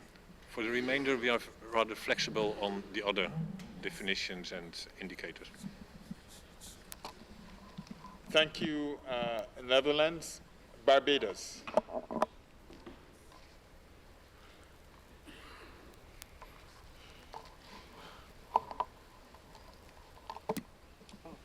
Thanks, Mr. Chair. We support B1 with number of, B2, B4 and 5 separated, B6, and we would wish guidance from the Secretariat on B3 and B7. Thank you very much. Civil society.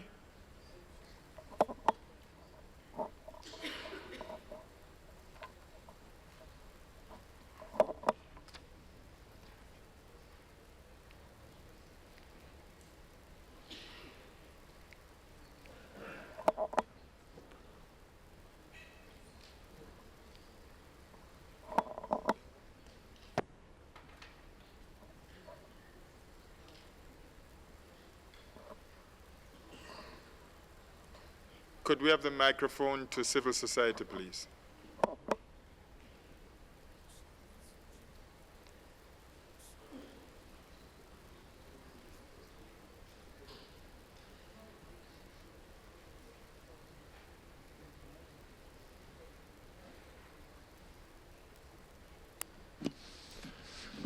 Sorry. Thank you very much for the floor.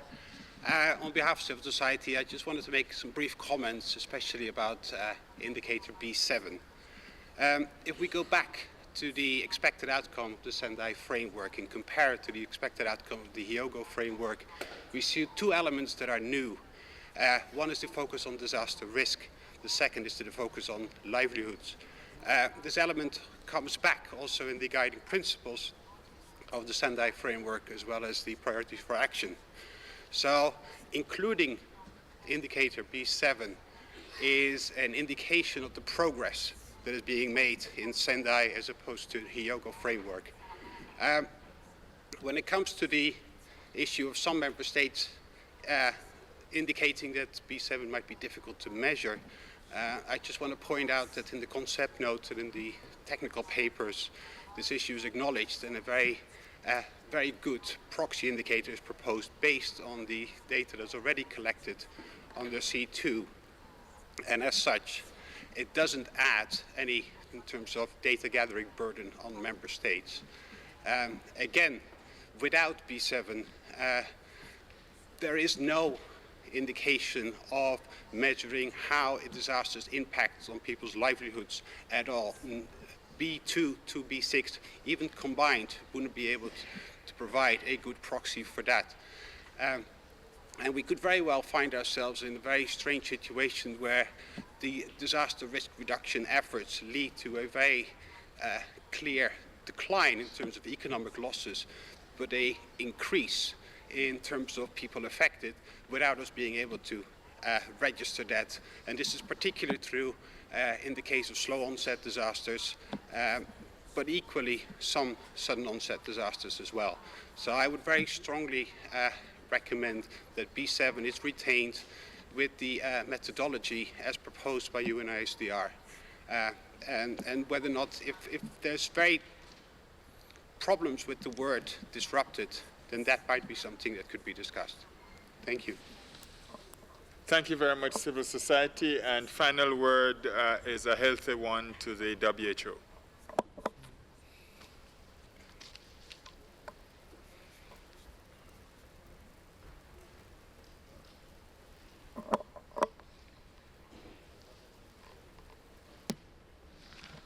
Thank you very much, Mr. Chair.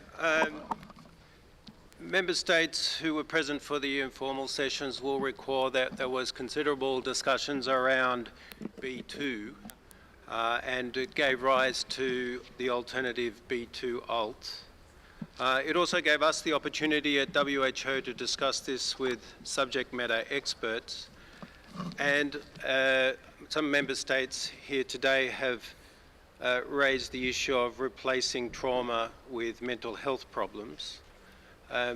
In light of the fact that the Sendai framework is now reinforcing the inclusion of biological hazards as also technological hazards, it is important that the indicators also work well for a wide range of hazards. And in this regard, the health sector collects data with regard to biological hazards in terms of cases of disease. There is not a prerequisite there for the receipt of medical assistance, and therefore WHO would like to put to member states that the reference to physical injuries and mental health problems requiring immediate medical care or immediate medical assistance should be separated from all cases of disease. This would simplify the practice of gathering the data for the purposes of reporting against this particular indicator. And we would also propose to member states that they consider B2 alt. It was earlier said about the Swiss cheese with very big holes. Well, certainly B2, referring to injured or ill people, these are very, very big holes in the Swiss cheese, and therefore it's proposed that B2 alt will actually help you as member states in being able to report more effectively against this very broad-based indicator. Thanks very much. Thank you. Just quickly back to you on the WHO on requiring medical assistance. Is it your recommendation that that be deleted from B2 alt?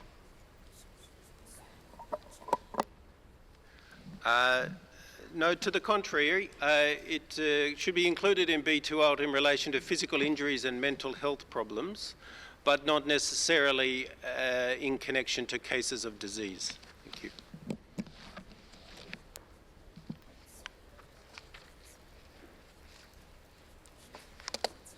So therefore, the recommendation would be to remove requiring medical assistance from where it is to placing it immediately after trauma, and then to have cases of disease.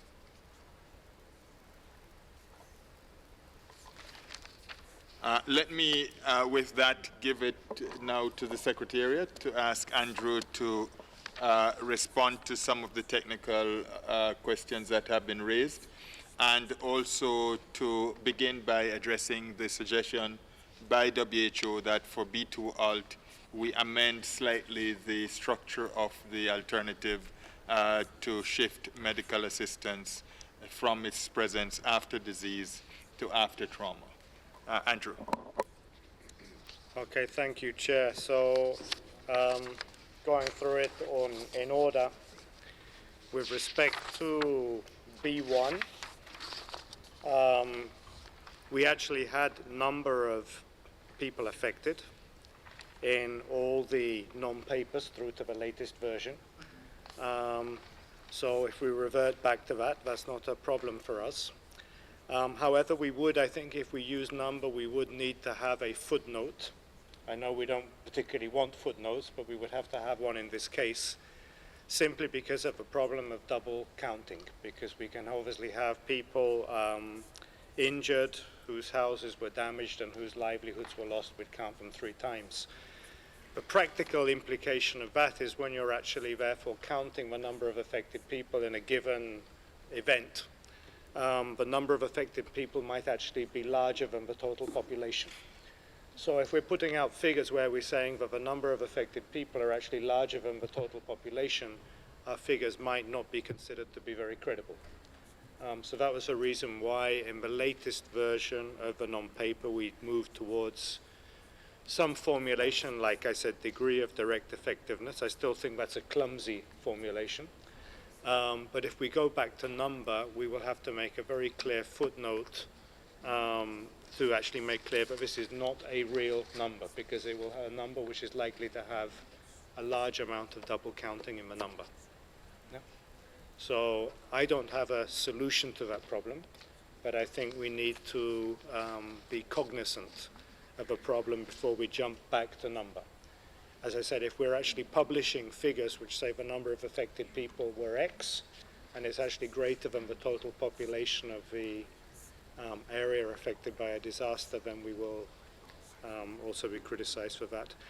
On B2, I've said openly before, I'm not a health expert, so I would defer to the experts in health in terms of what's the correct formulation, whether we put medical assistance before or after disease, etc., or indeed whether we go to B2 or B out.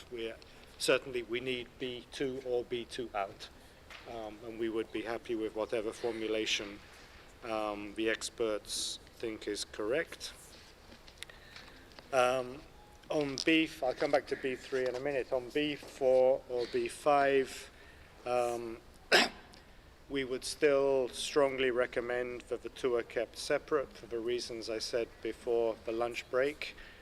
Just to reiterate, those 2 reasons are currently of the member states who currently collect disaster loss data, and of which the Secretariat is aware of that data, around 89 countries, the vast majority of those currently collect the data separately.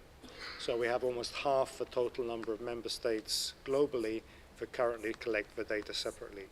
So we do believe that actually now saying that we should aggregate data that's currently disaggregated would actually be a step backwards in that sense. It's not necessary because we're already doing it in a disaggregated way, most countries.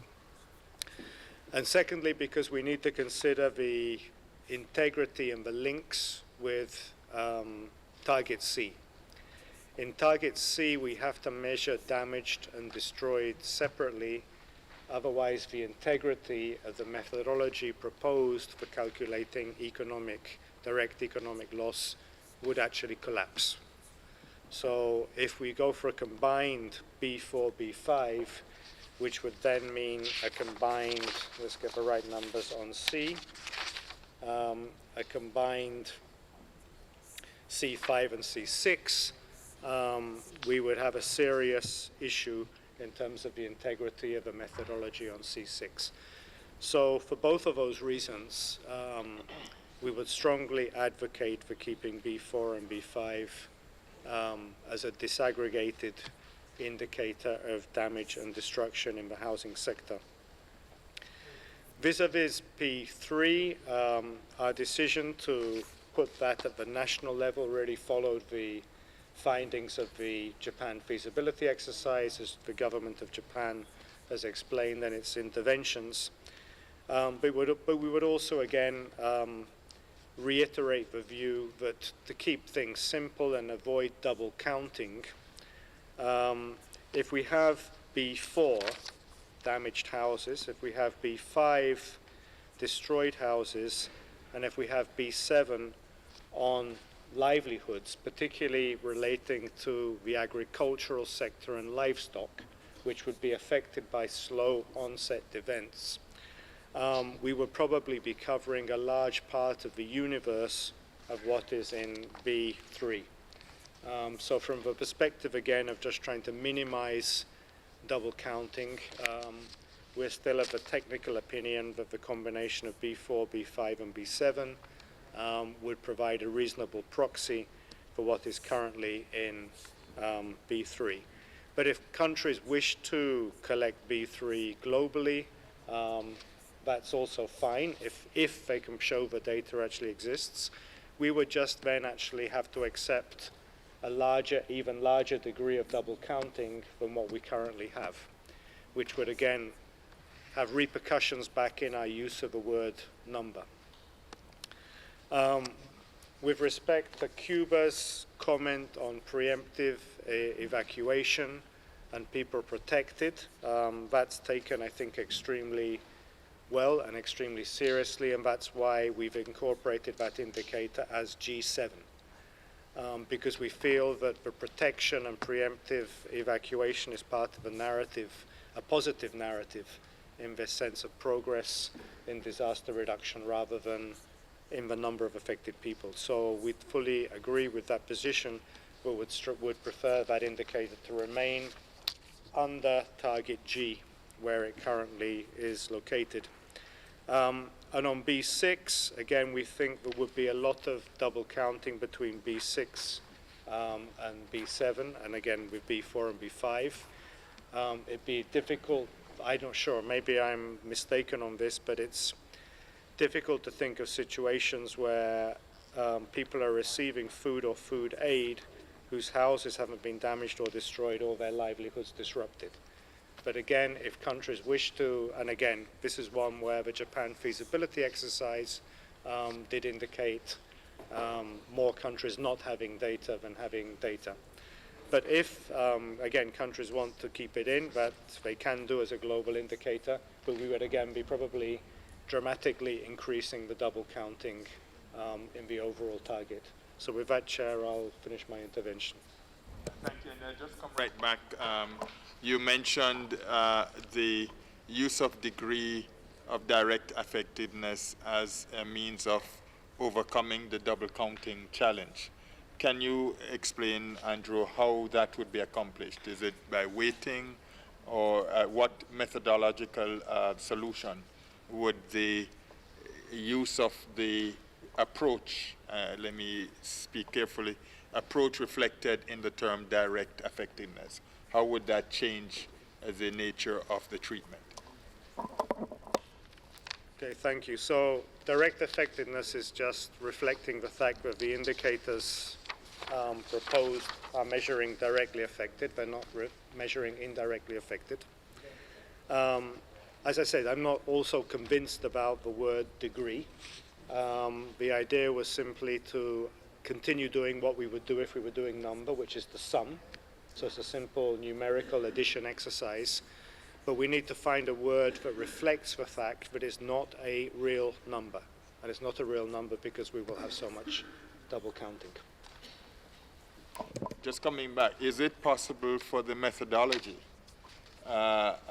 regardless of the descriptor, to be applied to address double counting? And here I am speaking in ignorance. Clearly, if all we do is change B1 in description, but B1 is a sum of B2 through B7, what would be done to actually change the manner in which the outcome is reflected so it's not a simple sum.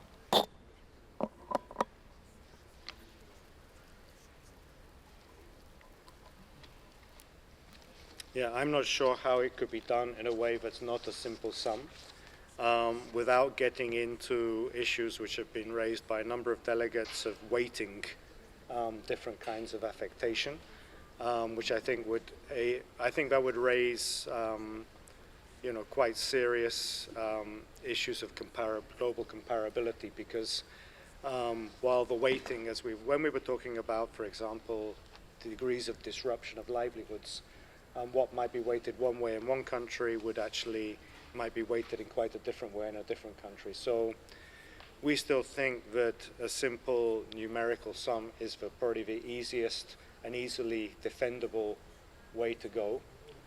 We just need a way of indicating that the number, if we choose number at the top, we're clearly indicating that it's not a real absolute number due to the amount of double counting that we will have. Of course, there are statistical experts here because the question of double counting I understand to be particularly traumatic for statisticians. It's not the same for me. I suspect in databases I may come up as the same person 3 different times.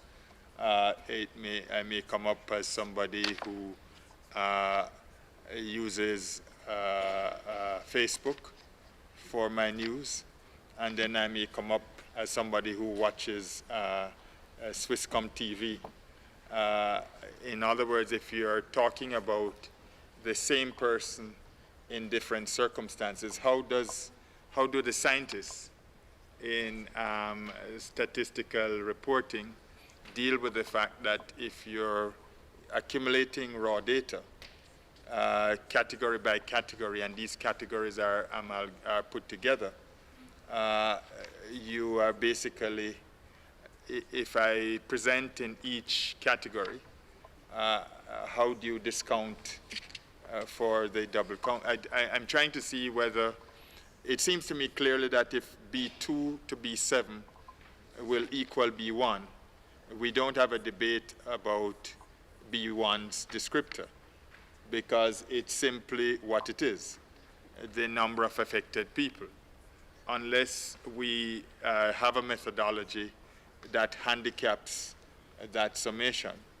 So I suspect then the issue of a footnote that explains that the data may reflect persons who suffer in different ways from the same disaster, so that whoever is reading the information can make their own judgments and adjustments. But I don't know, and I would want for those who have a technical response beyond what Andrew has offered for us to take this, and then we go to a simple decision on the language of B1, which seems to be becoming somewhat self-evident. Bangladesh, followed by the EU. On this point of the treatment of B1, given the explanation. Thank you, Mr. Chair. I am neither a technical person, but we do not fully agree to the point of the double counting, because what it seems that we are thinking that during a disaster, or when we'll be collecting data for disasters, there will be no dialogue between these different components. But that is not the case, at least not for Bangladesh. For example, the X person, when we put his name, then there will be a column which has, condition of the house, which will give you the damage or destroyed, and then food aid, whether he is receiving it or not, etc., etc.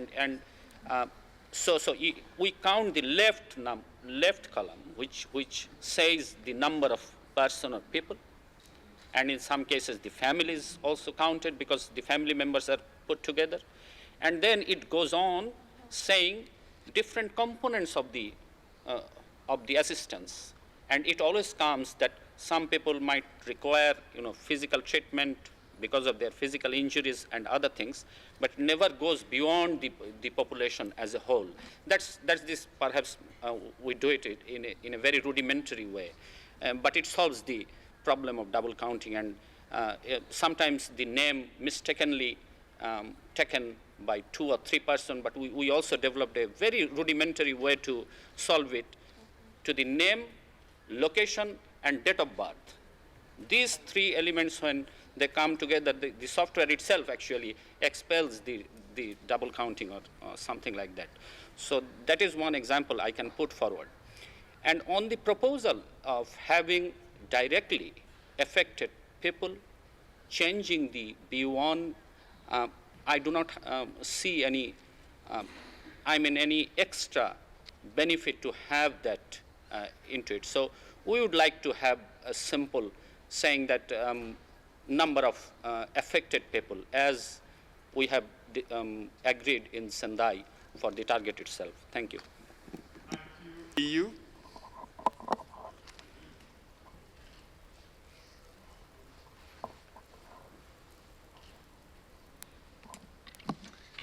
Okay, thank you.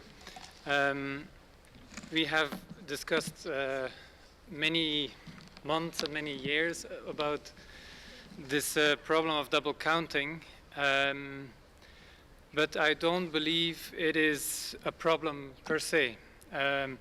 If a database is structured as it is in Bangladesh, where data is recorded at person per person level, then indeed you have no problem, because you can make global statistics that are limited to the affected population. You have a true number of the total affected people, be it by B2 or anything else. But in many cases we don't have that, and we are separately accounting for people injured from the health sector, people with houses damaged, which is often not collected through a survey by asking persons, but more through satellite images and counting from space the number of houses that are destroyed, and then multiplying it by the average number of people living in the houses. So in that case, you do not have the names of the person, and it is a lot more complicated to match the person that lost the house with the person that is in the hospital. So in this case, you will have some double counting, but it is not a problem, because what matters, and I mentioned this before, is the individual indicators. For different purposes, these will be used for different policy areas. Ministries and private actors that are interested in retrofitting houses will only use B4 and B5. So it is important that within these indicators there is no double counting. And this is the case because they are very clearly defined. B1 is only used to report in the Sendai framework on whether or not the trend is as we wanted, to reduce these affected people. So if we consistently double count, there's no problem. Then we will, 15 years later, still double count, and we will see that the number goes down or up. So from the onset, we should be clear. And I think a simple sum is a good solution. If we will double count for those countries that do not have a name-by-name loss database. For those countries that have a name-by-name loss database, they may report a number that is consistent from now to 15 years later. As a proposal to change the word degree, I would change it just by the word indicator, because we have an indicator, we're talking about indicators, so B1 could be indicator of direct effectiveness by disaster, etc., etc., without prejudice whether this indicator has a meaning in terms of number or degree, just an indicator. Thank you. I want to perhaps just make a suggestion. To just say number of directly affected people due to or attributed to disasters, comma, per 100,000 population. Because I think that what is clear is that nothing we say in one will change the nature of what we're reporting and measuring. What we're measuring is B2 to B7, which are all numbers off. So anything we suggest to the contrary would require us to consider whether we're going to have a methodology to overcome simply numerical representation. And I think that I can't see a profitable continuation of this discussion about how to express B1.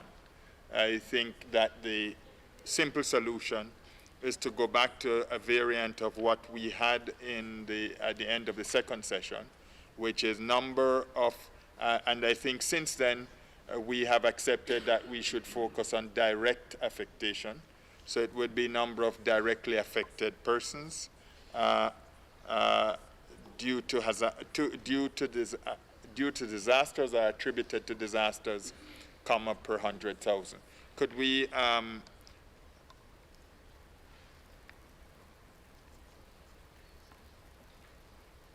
we can fix this semantics, I think. I would propose that we remove degree indicator, because I'm going to put it to you now so that we settle B1 as a matter of a descriptor, because we can't spend more time on this. We need to now turn our attention to the conceptual divergences that we have with respect to the specific recommendations. In particular, what do we do in respect of those indicators that were not necessarily recommended for global inclusion, but for which now we have requests from some member states to do so. So that is the read. That is the reading of B1. We can scrub it in due course. I see Czech Republic, Costa Rica and Czech Republic responding. I'll take those responses before I ask for Greece. Is your flag? Okay, Czech Republic. Thank you, Chair.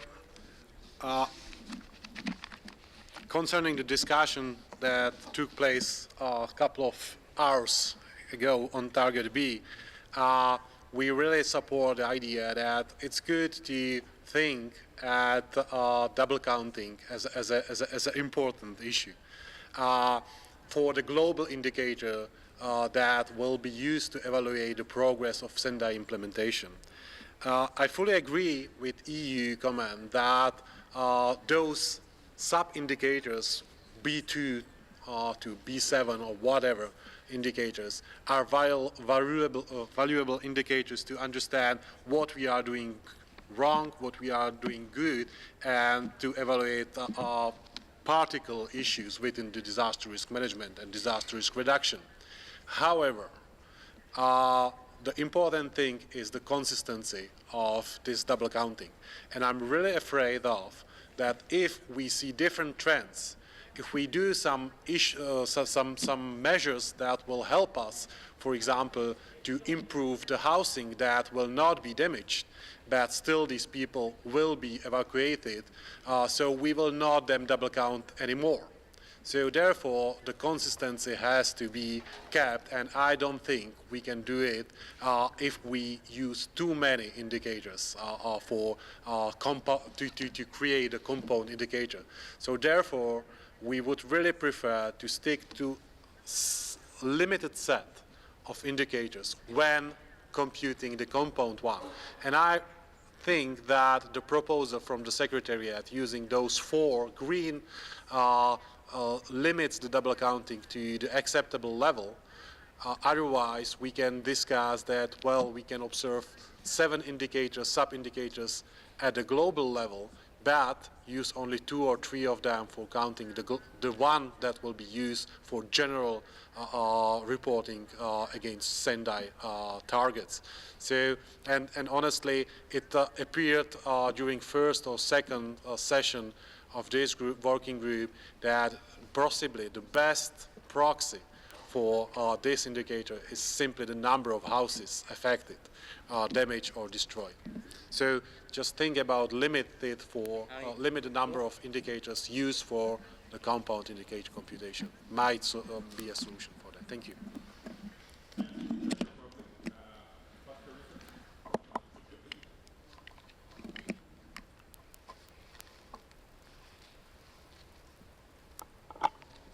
Bien,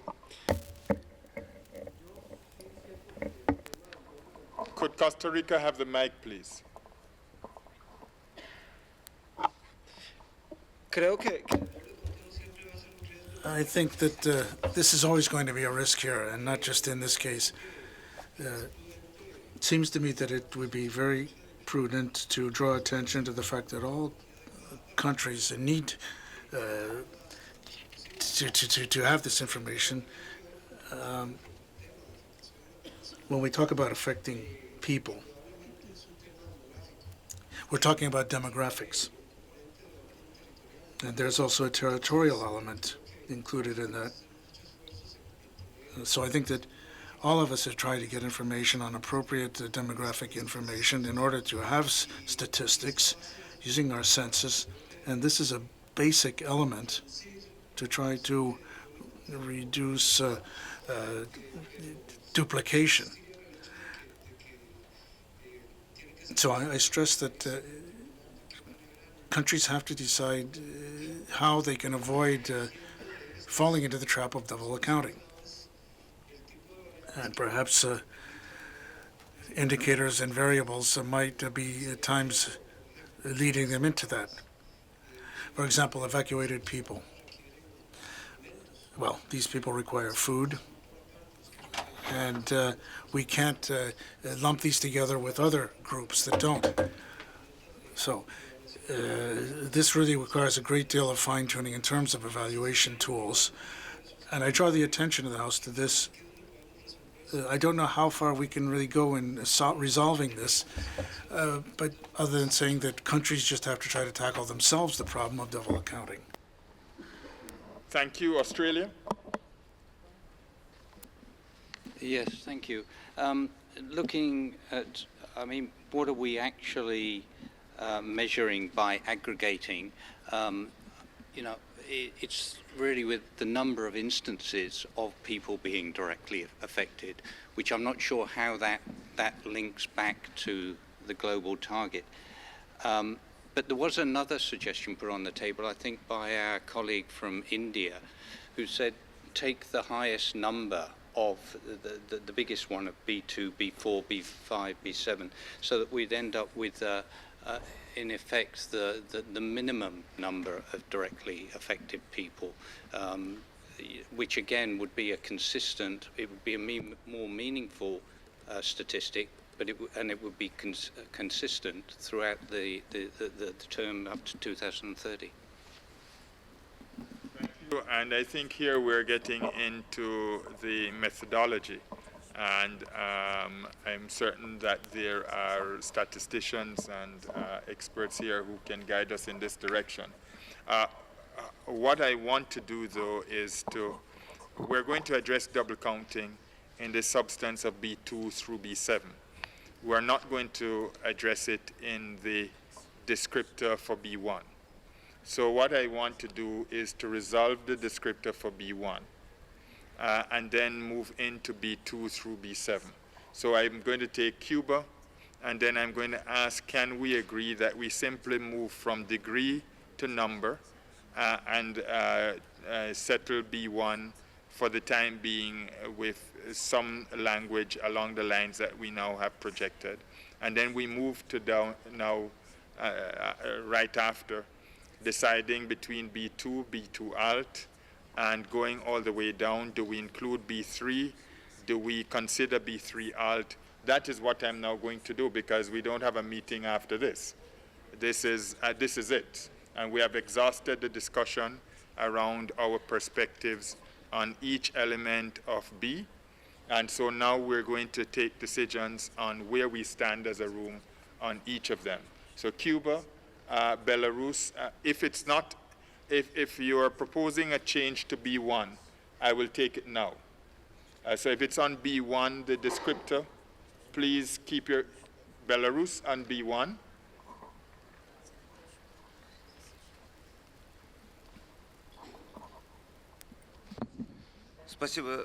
Thank you, Chair. I support your proposal, sir.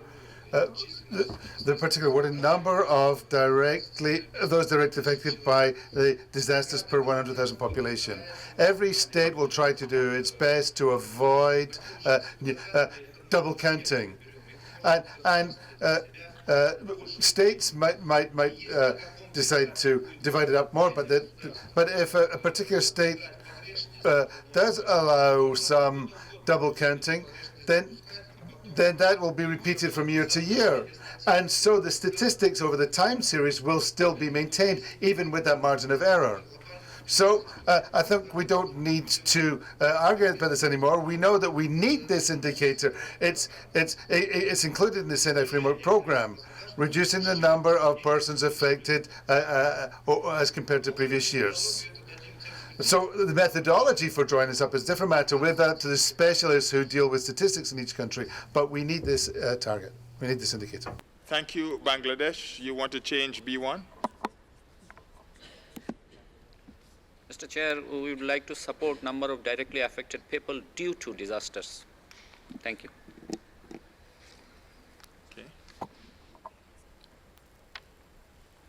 Okay, that's to delete or attributed to. Can we delete or attributed to? Sir? Andrew? I think we're coming back here to the same issue we had in Target A. I would suggest that we need therefore to look at the terminology, the definition of disaster, because if we actually use due to disaster, we're actually corrupting the definition of disaster in the terminology, which we're due to discuss afterwards. So we have to consider either the integrity of the terminology before we make this change. Thank you. We are really now in a semantic situation in that we could say number of directly affected people attributed to disasters. The attribution is basically how you connect them to the condition, which is disaster. I don't see a great difficulty in switching from due to attributed to, but Alim, would you be flexible in that regard?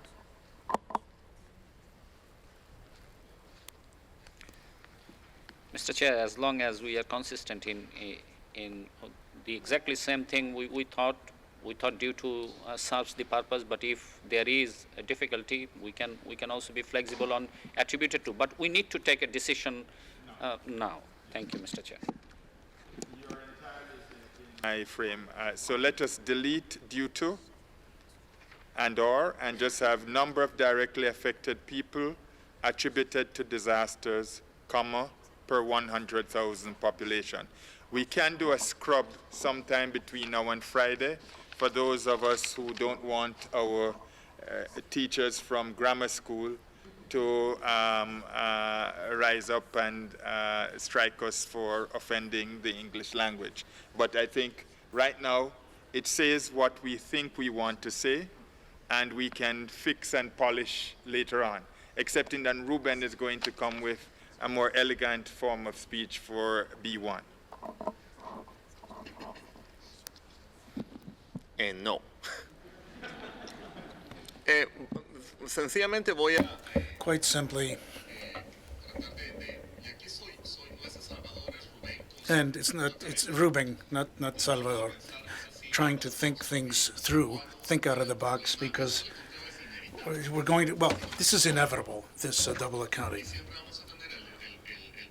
We're always going to have the problem cited by Andrew, which is B1 is going to be inflated because it's going to be the sum of figures. It'll be a huge figure. Now, how can we explain this to make it measurable?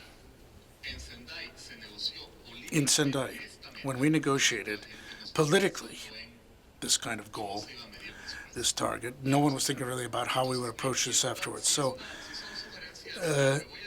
if I sound stupid right now, please ignore me. But I would like to say a few things. Do we really need B1? Do we really need an indicator, a general indicator for this goal? Or could we have separate indicators, a series that would indicate the degree of effectiveness? Because the same person can be evacuated, receive assistance, be injured, fall ill.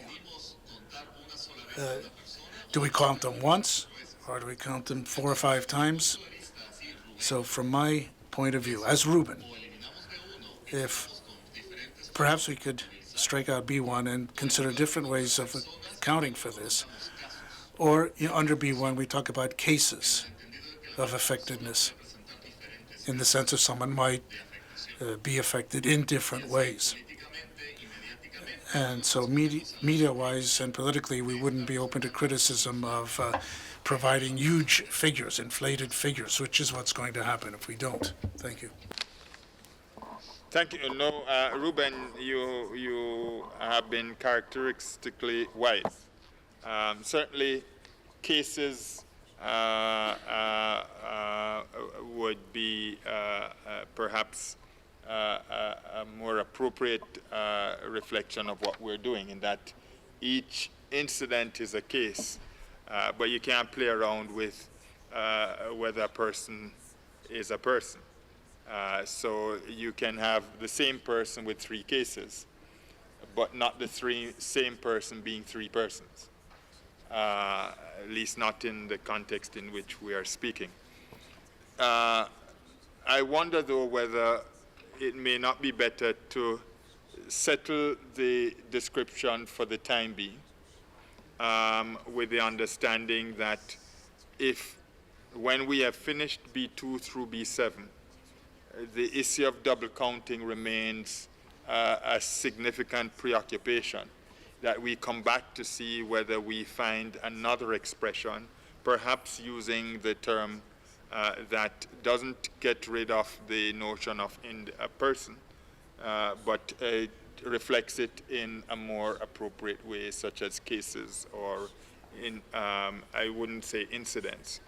But let me ask Belarus, but I'm really now under pressure, because B1, our discussion on how to frame it is basically a superficial one, how we dress it up. We need to get to B2 to B7, where the meat of the matter lies. So Belarus, followed by Bangladesh. I wanted to say that B1 is necessary, and for all colleagues to understand that B1 is not going to be a total sum of B2 to B7. B2 and B7 are separate indicators. B1 will be provided by the state, the number. Each state will provide B1. I don't think we should add all the others up to get B1. No, the state will give B1 and then give separate figures for B2 to B7. It's not an elementary mathematical operation where you add B2 to B2 to B7 to get B1. That's not the case. Okay, Bangladesh, followed by Cuba. Thank you, Mr. Chair. I know that you were pressed for time, but I'm sorry to take the floor again. Just to highlight the fact that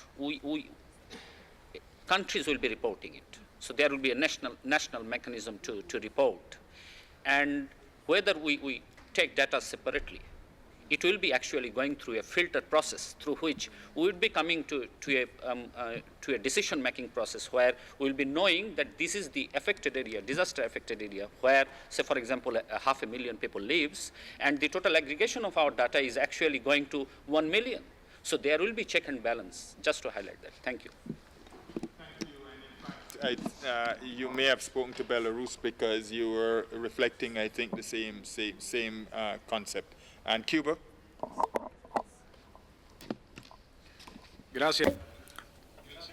Thank you, Chair. apologizing to the technicians and the Secretariat in advance. I don't really think double accounting is such a big problem. In any case, we'll be working with figures much greater than the number of people affected. And this will be a better way to deal with the upcoming disaster. So let's be pragmatic here.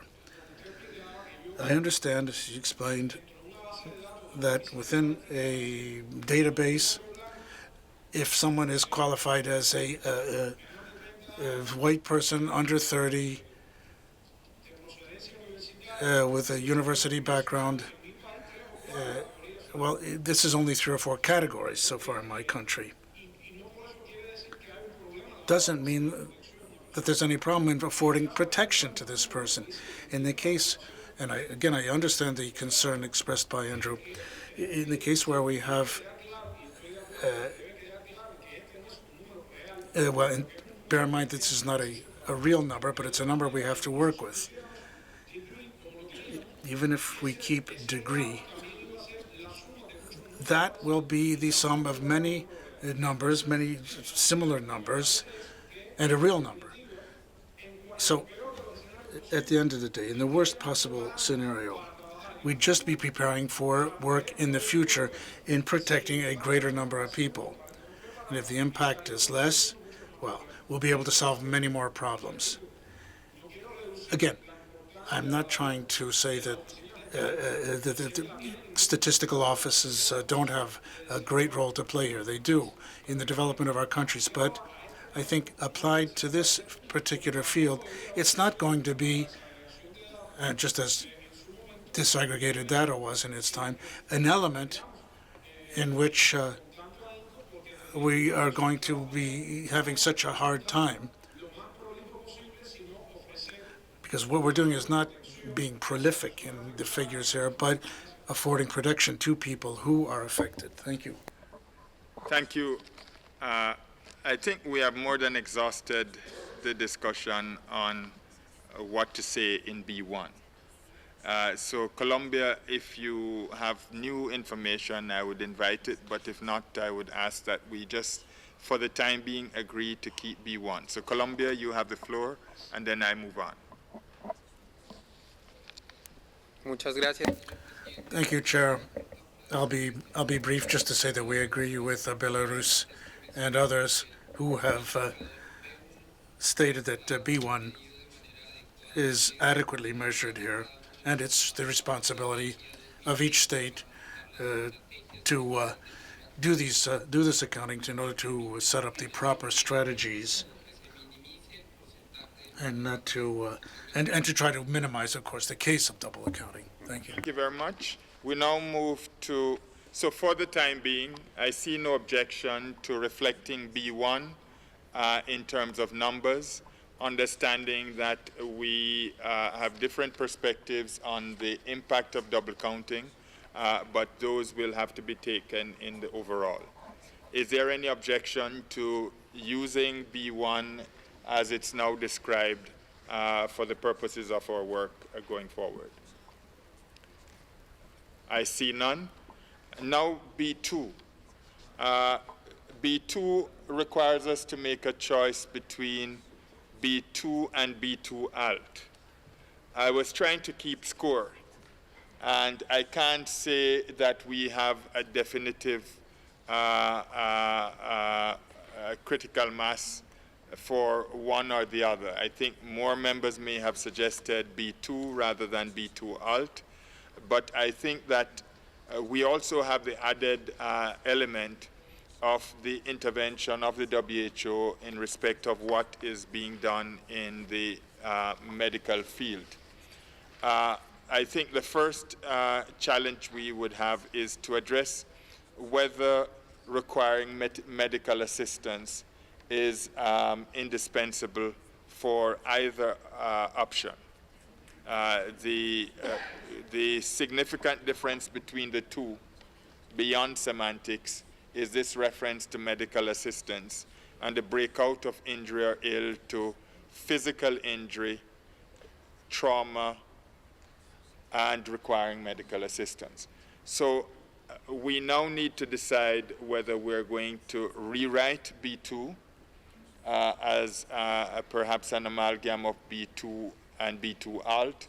We're going to choose between them, and if we're choosing, do we choose between them based on the modification suggested by the WHO? I see Cuba. Sorry.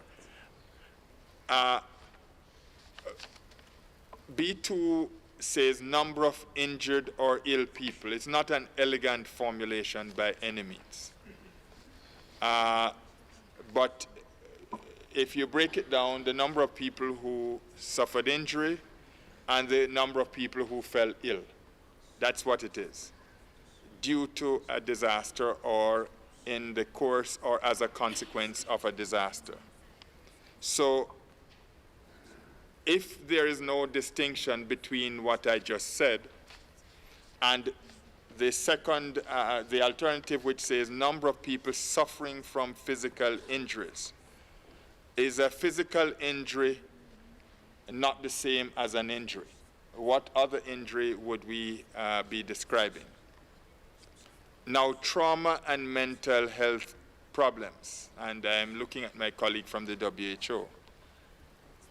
Are these covered by illness?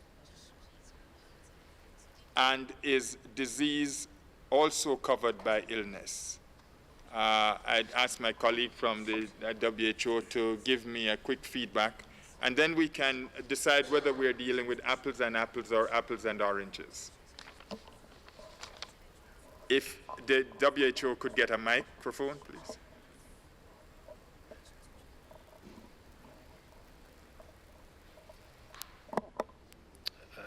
Mr. Ambassador, could I ask you to repeat the question, please? Thanks. Okay, I'm leaning on you for some medical assistance. We're trying to see if we have a distinction with a difference between B2 and B2 alt. You inserted in your response requiring medical assistance. We will have to ask member states whether requiring medical assistance is indispensable to the reporting of affectation due to injury or illness, or if you choose the alt, physical injury, trauma, or disease.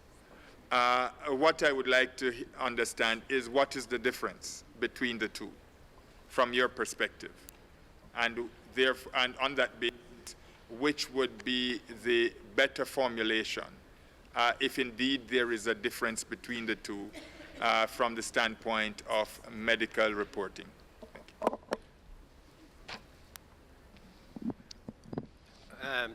Okay, so as been discussed during the second formal session and also the intersessionals, member states discuss the inclusion of medical assistance because it's essentially the best way by which the health sector can report or record and report against this particular indicator. That's the simple response, in the sense that if the indicator refers to injuries and ill, that could cover a wide range of health effects, from, let's say, a minor laceration and a cold to something very serious requiring medical assistance, in a sense, to prevent death. So our recommendation is that the health sector, and therefore member states, will facilitate their ability to report against this particular indicator by making reference to medical assistance or health assistance. Otherwise, it will be the parameters are very broad, and therefore consistency in recording and reporting will be very difficult. And the intent of the indicators is to be able to monitor progress over time And if we can provide advice to member states that will enhance that consistency and repeatability, then that will help us better monitor progress over time in our ability to reduce the number of people affected by emergencies and disasters. Thank you very much. I think that makes the case for a reference to medical assistance, insofar as that would be the best basis on which to establish reliability of reporting. Bangladesh, are you engaging on the question of medical assistance or not? Just a clarification, Mr. Chair. We understand that different disasters actually require different kind of medical assistance. For example, the slow onset disasters or climate-induced, some of the more, slow onset disasters would not require the immediate kind of attention that we have just heard. So while we understand where WHO is coming from, but we also feel that the first during the second session, what we had, number of injured or ill people due to disasters was much more easier for member states to actually, because we also have different kind of mechanism to count for these injuries and ill people. Just to highlight that. Thank you.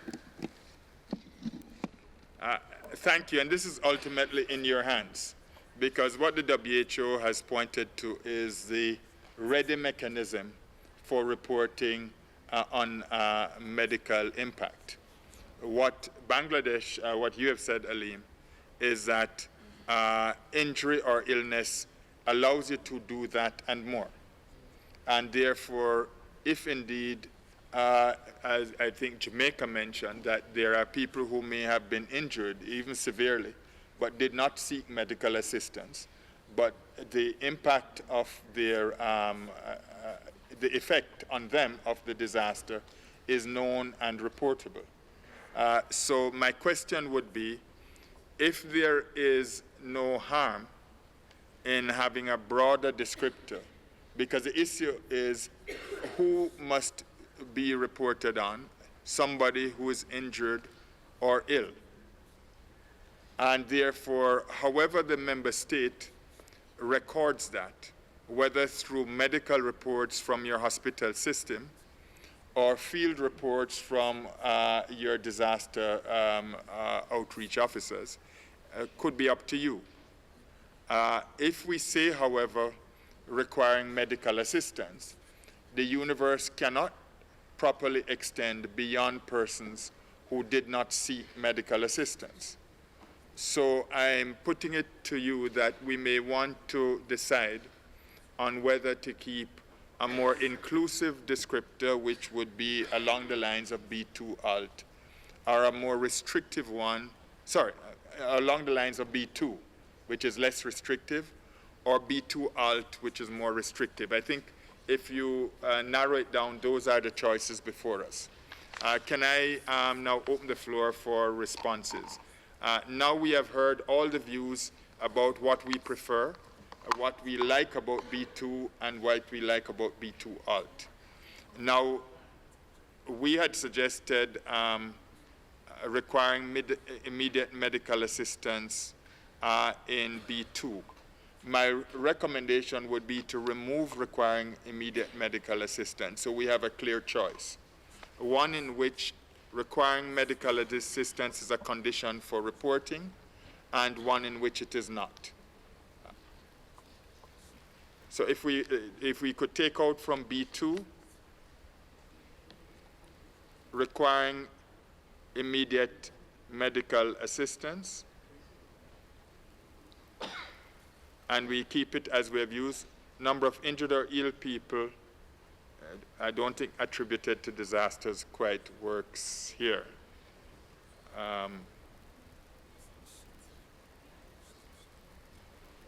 We could say arising from, or let's colleagues, let's bear with us. We're going to have to do some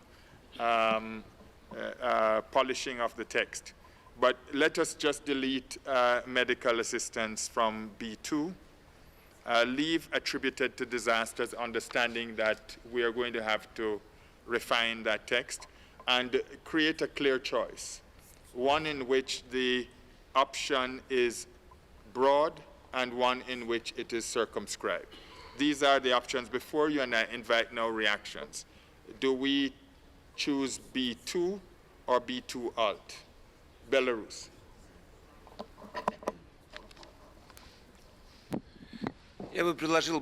I'd suggest B2, but an even simpler solution, not requiring medical assistance, but receiving medical assistance, and that means that the statistics won't be distorted. Instead of saying requiring medical assistance, can we say receiving medical assistance?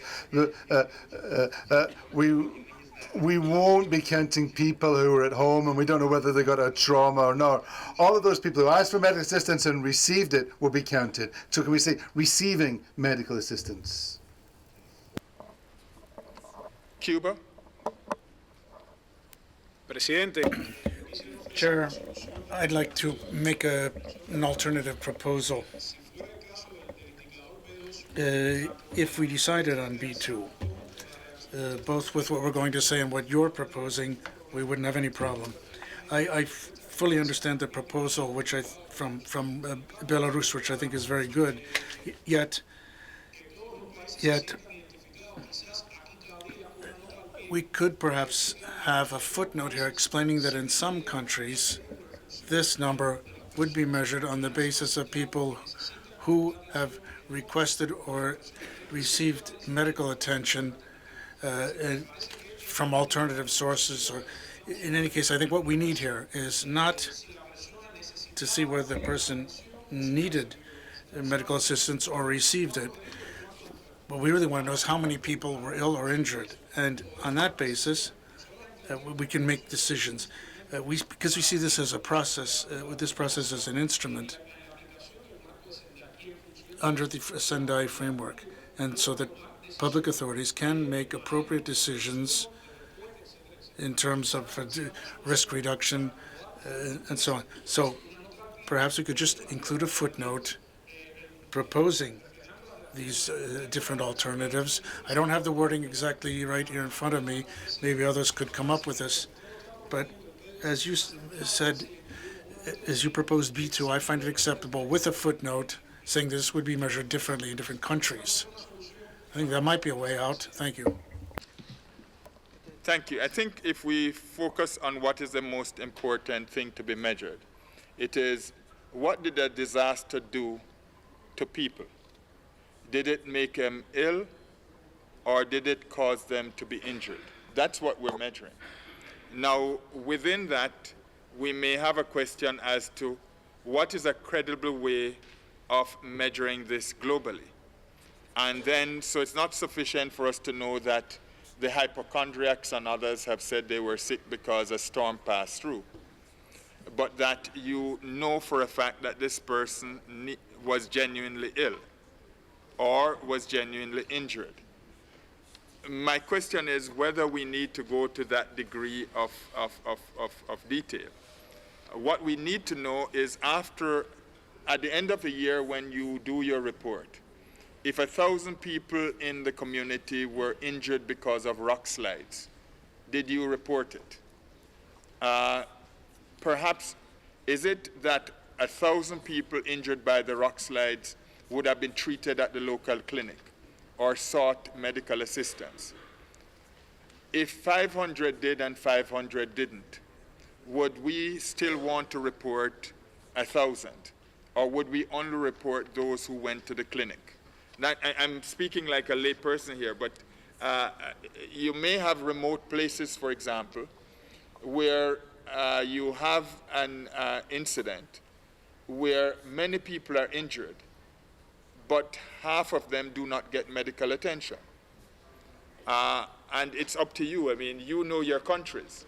Would it be conceivable that a report that requires medical attention or seeking medical attention to determine the universe of people affected by injury or illness in your country would it be something that would reflect credibly what took place? That's the question I'm asking.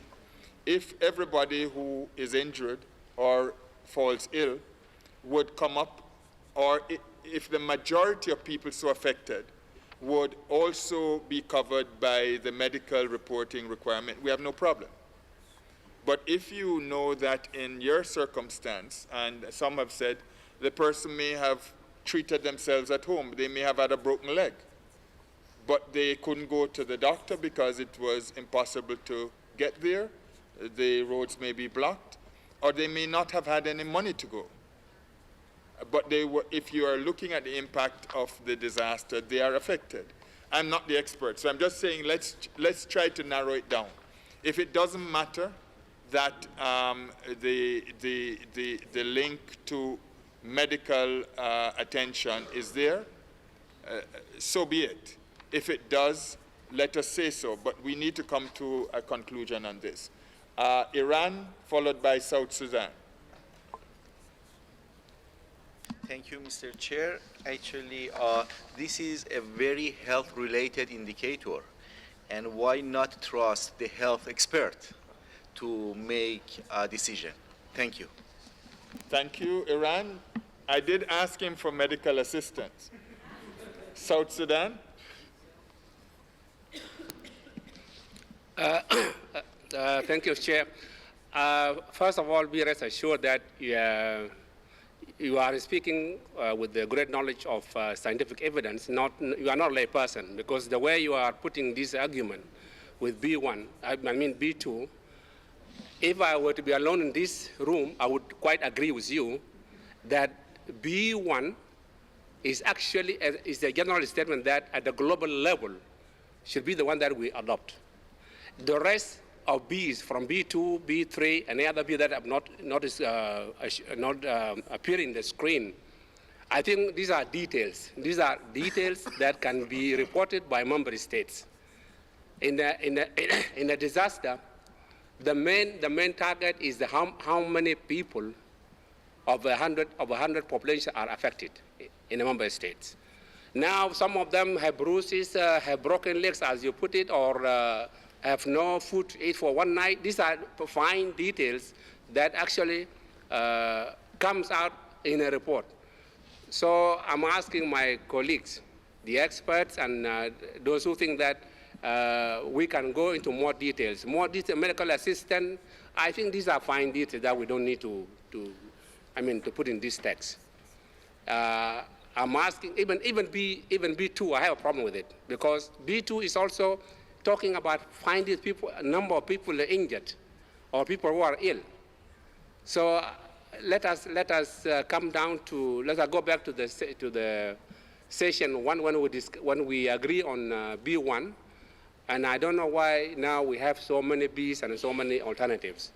So I want to assure you that scientifically, yes, B1 captured everything, but the fine details, that will be a responsibility of member states to report. Thank you. Sorry, South Sudan, we actually are now discussing B2. And the choice before us is which option. And we're running out of time, so I'm going to quickly go through the options. Mexico. Thank you, Chair. Very briefly, talking about the elements that we had already flagged about a couple of hours ago under B2. My delegation feels that this is really linked to the health sector activities, this indicator, and my experts tell me there are three aspects to this: physical injuries, mental problems, and disease stemming from this. So we think that with that in mind, B2 alt with the mental health element is the best. Let me also add that the health sector in our country has sufficient capacity to analyze and generate information, avoiding any duplication, already have the expertise when it comes to information on patients of whatever pathology, whatever case, and avoiding double accounting. Thank you. Thank you. Colleagues, I'm hearing that on this we should give some deference to the medical sector.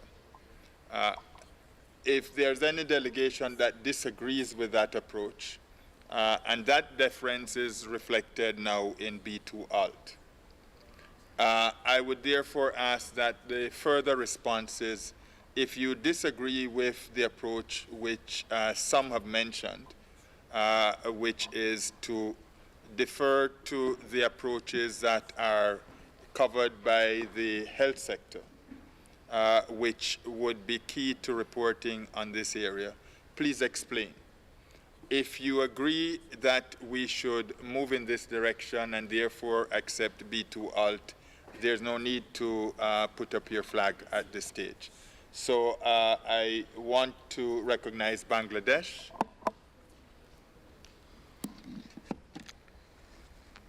Thank you, Mr. Chair. While we understand that it has a strong relationship with the health sector, but we also need to understand that every country has a different system. Even the health system in different countries are not similar. The reporting systems are not similar. So since it is an intergovernmental working group, we would be preferring taking inputs from the experts, but at the end of the day, the government should decide how to go about it. Regarding the B2 and B2 alt, Mr. Chair, and the intervention made just a little before, that B1 would be sufficient for everything that we do. We would like to highlight that, yes, it seems something like that, perhaps a $100 note, but basically what we are doing, trying to see it from different angles. So everybody would not be affected similarly. We would also get a good picture, a three-dimensional or whatever dimensional picture that you want to have through these data collections. So we'd be strongly supporting the sub-indicators. Now, Mr. Chair, in the morning during my general comments, what I indicated that specifically with this particular indicator, that injured or ill is broad enough for the member states to define how they are going to report on it. That's why we think it's easy to measure, and it gives the flexibility to the member states how they are going to report on this particular indicator. And just to give one example, Mr. Chair, we have 60,000 volunteers, disaster risk reduction volunteers. They are not actually medical assistants. They have some degree of first aid knowledge or something, but their report is as important as any established health facilities in my country. So you can see very, very simply that we have different structure through which we actually going to report. So we'd be supporting simple number of injured or ill people attributed to disaster. I would be supporting in disaster or due to disaster, whatever, per 100,000 population. Thank you. Costa Rica. Bien, I regret to say that things have gotten very complicated on a subject that could have been dealt with very simply. From a health perspective, I think using doctors here is a problem. Mexico has already spoken on this. And I think that basically the kind of population that needs health assistance here is already known. Countries have different ways of maintaining their registries and different indicators, but there is a minimum of information for medical attention that we have already established in our countries. For example, in my country, month to month, we issue statistics on epidemiological monitoring, and when we have situations of disaster, we are aware of changes and we record the data of what is happening, many times sparked by meteorological conditions and so on. Put it another way, our statistics, when we have events like this, are often part of our medical monitoring effort.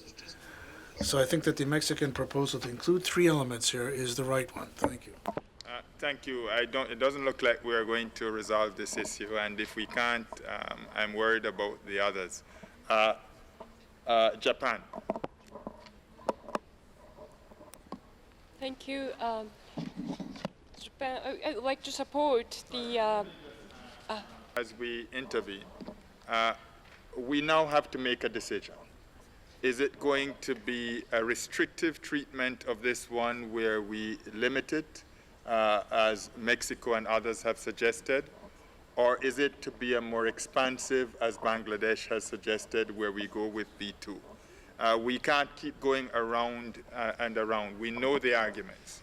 We know that the reporting in the health system is well structured, but some delegations have said that reporting of illness and injury is not, in their view, to be limited only to medically established reporting. We have to resolve this difference between our members. Either we go with a broader description that allows everybody to do it. If you do it from your medical system, fine. If you do it from your disaster monitoring system, fine. The issue is that the people you're reporting on must genuinely have been injured or fallen ill. That's what is before us. But if we make this more complicated, we will run out of time further. So Japan, I know you have the solution. Yes, maybe we have the solution. I like to support everybody. I strongly support Bangladesh that a broader description would be useful because the country have different systems and the same reason as Bangladesh mentioned. And I also like to support the WHO that the medical assistance might be a good benchmark whether it's so criticalness.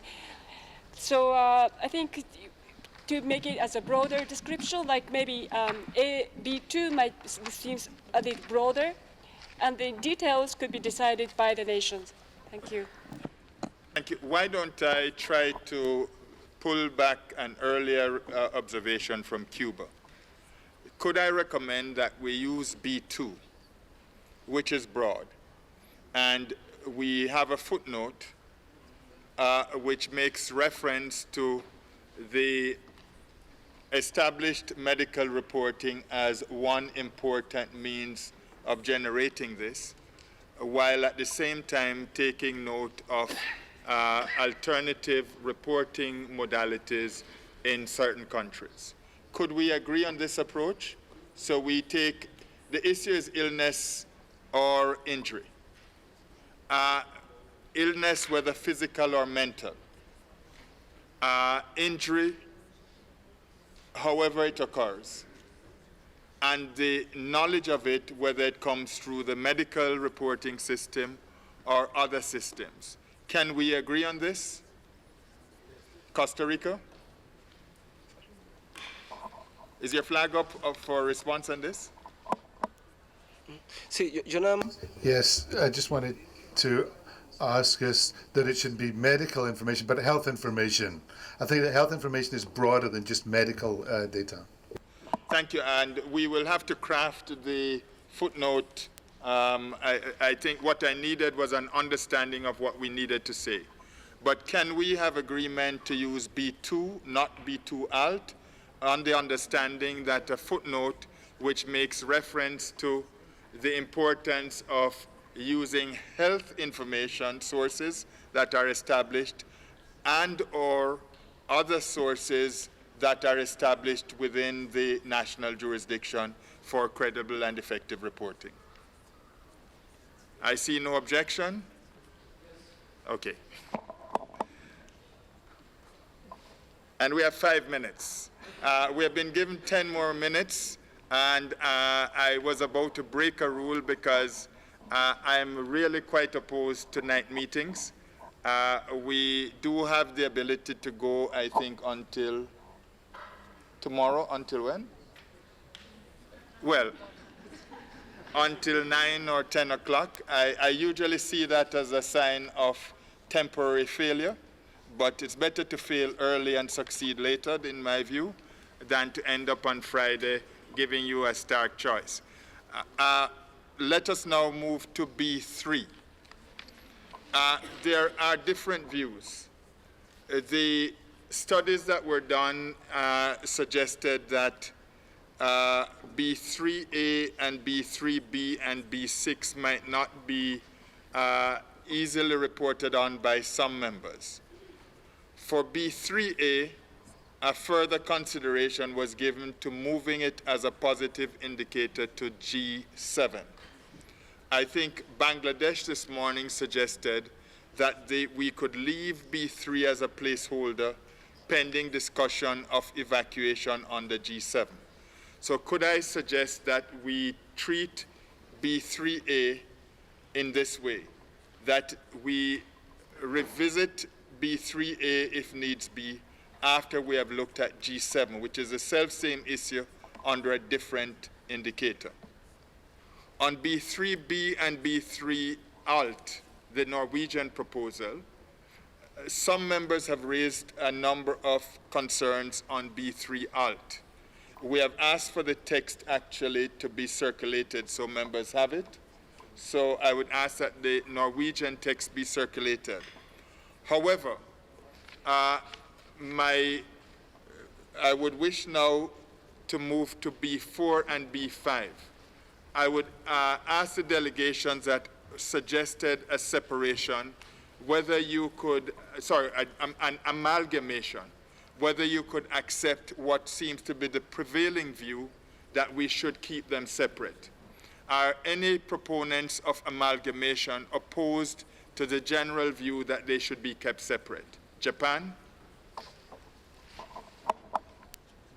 I mean that Japan, we proposed it just for a friendly purpose. We are flexible, but I consider that it's a big challenge for Japan.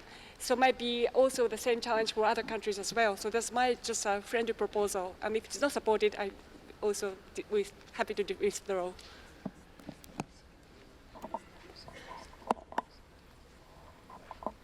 So on B4 and B5, are we agreed that we keep them as they are and do not amalgamate them?